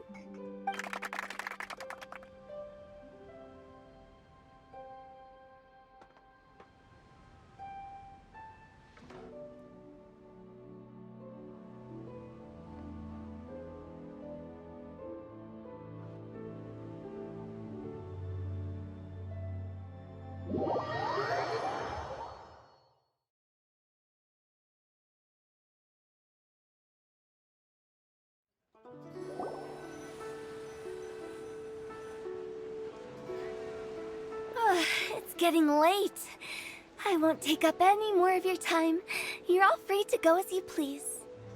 Yep, the tea was amazing too. You don't have to go all polite on me. Just remember to come when I invite you next time. Let's see. It's dark out, so I'm going to accompany Xiangling, Xingqiu, and Changyun back home. As for the rest of the guests, I'll leave them to our consultant. No need. I'm headed towards the harbor to meet a friend on the ship. There's no need to trouble one such as Mr. Zhongli. I think you know the place I'm talking about. Come meet me anytime. It was great getting to know you all. Let's meet again when the spring breeze begins to blow. Bye. Oh, we should write poetry together sometime. We'll catch you all later then. Don't forget to return to the parlor later. There's something I need you to do. Understood. See you later. Well then. Rex Lapis. Just Zhongli will do. I live as a mortal in Liu Harbor now. I am just one among many who begin work at sunrise and retire to rest at sundown. If we were to consider status and seniority as Zhongli, I should be respectfully referring to you as Adeptus Shao. Heaven forbid. Not you two. I meant what I said. I heard that during the Rite Music Festival, you conferred with Streetward Rambler and Cloud Retainer. I take it as you've gained a lot more knowledge about the past? The same truth will sound different coming from different people. As more bear witness to a story, feelings and interpretations expand in variety too. I once had a pleasant chat about the past and present with a Sumeru scholar named Soraya, and learned a few things about her research topic. From the evidence she found and the conclusion she made, her area of research is already very close to the truth. But there are multiple sides to humans and gods alike. In the legends recorded by humans, some gods were depicted as arrogant and condescending, while others were kind and capable. But whether to me, Streetward Rambler, Cloud Retainer, or younger adepti such as Shao and Ganyu, those adepti and gods that may seem extraordinary to humans are something more akin to close companions. This was as true back then as it is right now. Just how Shao may seem unapproachable to most, but the Traveler has proved otherwise. So there's no need to dwell too much on certain things. Zhongli, what you're saying is... It looks like you understood what I meant. Ah. The director asked me to accompany you on your return, but I don't think you'll need my protection. I'll be taking a walk around and admiring the night scenery. After that, it'll be time for me to go back and meet up with the director. Goodbye for now. Bye, Zhongli! Everyone's gone now. Paimon always feels a little empty inside when a lively celebration ends. But at least you always stay by Paimon's side. No. Paimon got it mixed up. Paimon, the best and most distinguished travel guide, will always stay by your side, Traveler. Good that you were aware of that. Shell, is there anything else you want to do? We could take you on a tour of Liyue Harbor. No need. I've stayed here for much longer than I had expected. The city lights are a fine sight, but it's time for me to leave. The events of today occurred so abruptly. I appreciate your kindness. Okay. I'll see you next time then.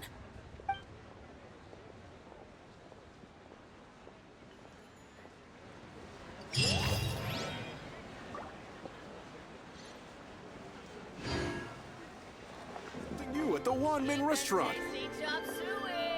The vegetables are fresh, and there are enough wheats and grains stocked up. I'll pass on the seafood. Oh, it's you. We meet again. Surprised to see me here? It's the director's orders. Xiangling worked all day and night at the restaurant during the festival, and didn't get to have any time to enjoy the festivities. The director sent me here to help out in the kitchen, so that Xiangling will have some time to herself. But with someone as hardworking as you around, there seems to be nothing much for me to do. It feels good seeing my old friend in the kitchen, fetching ingredients and lighting fires. Perhaps I should borrow Cloud Retainer's Supreme Cuisine machine to speed things up. You'd still prefer to make them by hand, but of course.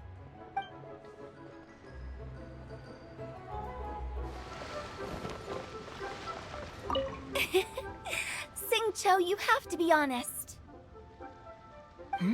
Honest about what? How did you and Venti really meet? Why are you suddenly asking that? Aren't they book buddies? Yeah, we met a few times at a book convention. That's all. Oh, really? With that extraordinary demeanor and literary talent, he's definitely not just any bard. If he's someone that could hold his ground in a conversation with a consultant, he needs to at least be as talented as me. Perhaps you're overthinking this matter. Hu Tao, Xingqiu wouldn't lie to us. Okay. I'll tell you the truth. Huh? Xingqiu! I'm actually a fan of Venti's poetry. You all know that I love reading, and sometimes come across poetry from Mondstadt. Among those works, I admire the ones penned by Venti the most. Just as Hu Tao said, his artistry is the reflection of his personality, remarkable grace and exceptional literary talent. I guess Venti didn't tell you the whole truth back at the restaurant because he didn't want to embarrass me in front of everyone. He's such a considerate person. Yes, right. I can confirm that. When Xingqiu was busy with other things, he asked me to buy him poetry books in secret. I see. That didn't sound like too much of a big deal. You could have told us right away.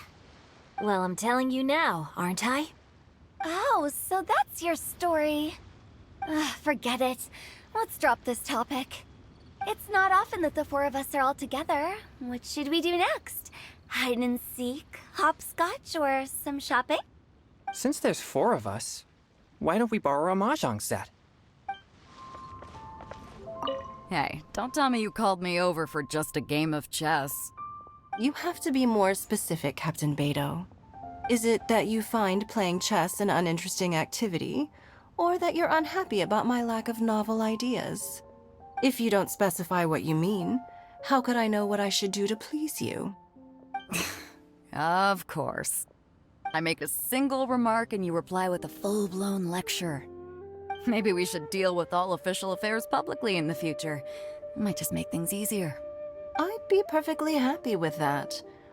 I'm just worried that Captain Beidou's business might be negatively affected. Don't give me that. That woman from Yansheng Tea House sometimes comes aboard to ask for information. She requested the fleet to import some goods, but how could I not know who she's actually working for? Oh, you sure know a lot, Captain Beidou. How about I ask her to come over? Or maybe we go straight to her tea house. With one more person around, we'll be able to have some variety in our chess games. I hope that would be less of a bore to you. So, we're still gonna play chess after all. I'm so happy. And all the grandmas and grandpas in Chingsa village had a great time too. You mean, what am I doing here? Well, just now, I did a performance for everyone. Although I can't play an instrument anywhere near as well as Master, I can still sing. Even Granny Roshin said I did a great job. She also gave me some candies.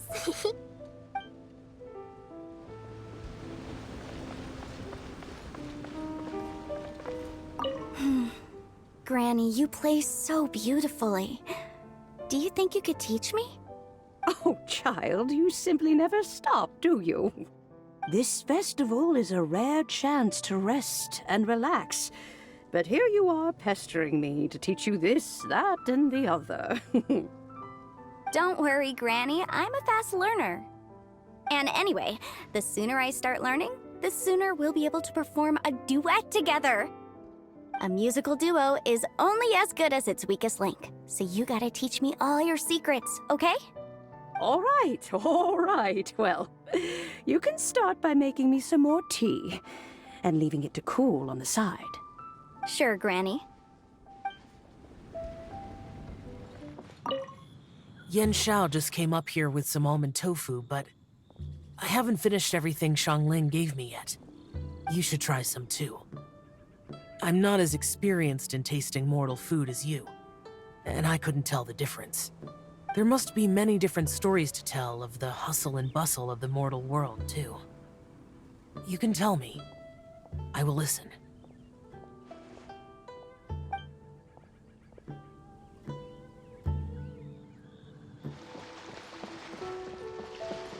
This is such a cool ship! Facing the sea breeze and gazing out at the soaring seagulls, makes me want to sing out loud! Kazuha, how about I stay here and be the ship's resident bard? What are my prospects? With your level of artistic finesse, I'm sure nothing will go wrong. But I'm afraid the sailors aboard are not the most versed in the arts. They probably wouldn't understand the deeper meaning your poetry holds. You can't say that for sure. Poetry is spur-of-the-moment creations. Anyone viewing the same sights and experiencing the same atmosphere would surely understand. There's a port in Mondstadt too, but I rarely get the chance to board any of the ships. Speaking of ships, everything's perfect about this one, except... Kazuha, could you tell your captain that my height says nothing of my age? I'm way past drinking age. How often does one get to enjoy a seafood feast on a ship? It'll be a real shame if there isn't anything stronger to enhance the food. Pretty please? There's not much I can do about that. It's not because Captain Beto's not on the ship right now, but because there's no room for negotiation on this matter. Even I have to sit in the no-drinking zone every time. But I don't get drunk after just a few sips. Trust me, I can hold my liquor really well. There's no need to exchange pleasantries.